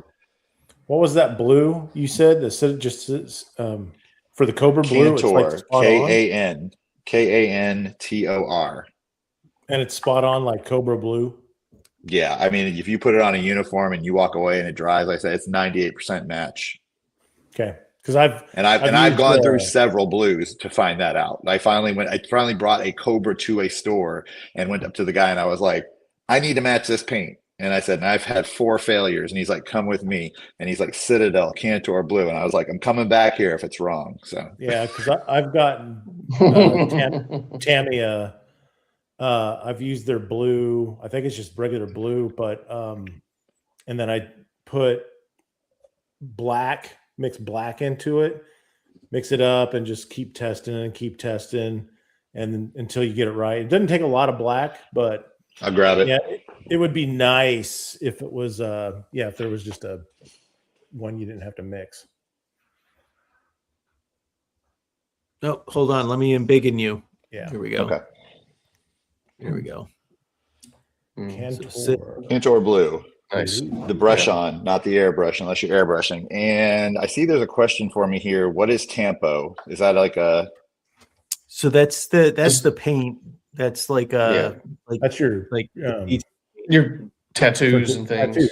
Oh yeah, that's acetone. So basically, with the acetone, you put it on a Q-tip, or a makeup pad, wipe it, and then immediately wipe it with something like water, spit. Don't, like I said, don't get the contact with the acetone. It's not pleasant. But yeah, you want to clean the acetone off, or it will continue to eat through the material very slowly. And you want to go light. You want to take whatever you don't like if you're doing Gung Ho's chest, right? And you want to get the USMC tat off because you're going to turn him into a random thug. You go light. And it might look a little dirty. That's fine. You can work with that. Then you go part acetone, part water, and wipe it. You thin it out. Otherwise, you're going to have a part where his flesh changed color, and now you got to figure something out. Yeah. You'd say he got acid burns or something. I don't know. Frostbite from laying in the snow with a vest on. See, and you have to be especially careful with figures of color. So yeah, if you are doing it on Roadblock, he's got that lion tattoo, and I'm just I just swipe it off light, little bit at a time. A little is better than just, I saw people they pour the acetone on. No, that's going to get in the joint. Next thing you know, the arm's falling off. Yeah. Okay. So I just thought of a good Friday night show where you're doing your custom thing and I'm doing my dios, and people could just ask us questions as we're doing our thing. That might be a cool Friday night show idea. Because someone had asked the other day, I forget which show I was on. Maybe it was Podcast from the Pit. Maybe it was Wednesday night. Someone was like, "Oh, you're not doing Friday nights anymore." And I'm like, man, there's just so much going on right now. I can't do a lot of Fridays. So, but that might be. I had thought about doing a breakdown where I take that stalker that I showed at the beginning of the show and turn him into somebody and do the segments. I had tried to hit Joe up about this because I'm lazy, but I told Lady Spartan I have to get some editing software so I can just do different videos, do the boil and pop, show me spray painting, because like I said, I put putty on all the holes that I don't want filled with spray paint. And I can literally knock out a figure fairly quick if I have the plan and I know I can do one thing while something's drying, and then somebody could see it go from this, which is what I did with Beachhead, the IRA soldier of Beachhead, and people love that thing. And I was I was just effing around, I just was what would Beachhead look like if he was in the IRA, and he had the mask on. And he was get the Brits, and came out fun, took part of the day. Lady Spartan was on a work trip. I was off work, and I was by, that evening I had him finished and was okay, let me just, make the circles. And because his mask was open, and took some photos and put them out there, and people were "Oh, that's so cool," and I'm I guess, Well, just off the strength of the that segment, I ordered some rust washes for my dumpster. There you go. Okay, because they're not Wreck Ship, thank you for joining us. Hope you feel better. I think, please feel better. I think I'm getting some of my wife's crud. She coughs a lot. Yeah. All right. Good health to the household. Yeah. Yes. Right. And I think we will need to wrap up before we hit Punk with Toys. Punk with Toys length. But why don't we go around real quick, see where everybody's headed, if anybody's got anything coming up, and we'll let people get on with their evening here. Max, right. What do you got? So I got to do my reviews for my NECA Turtles and the Usagi Yojimbo. Got to do that, and I got to do Crazy Legs here. And I just posted my second volume retrospective for G.I. Joe, A Real American Hero. Need to do 3 and 4. And Kickstarter's still going on. About a week left. Tuesday will be a week. There'll be a week to go. And so if you're interested in picking up, if you missed out on the Marvel run, you can get that on this Kickstarter, or you can get all 8 volumes and be caught up with the Skybound stuff. So yeah, if you're into the comics, highly recommend you jump on that. But yeah, that's what I got going on. We're almost done, Lady Spartan. Good God.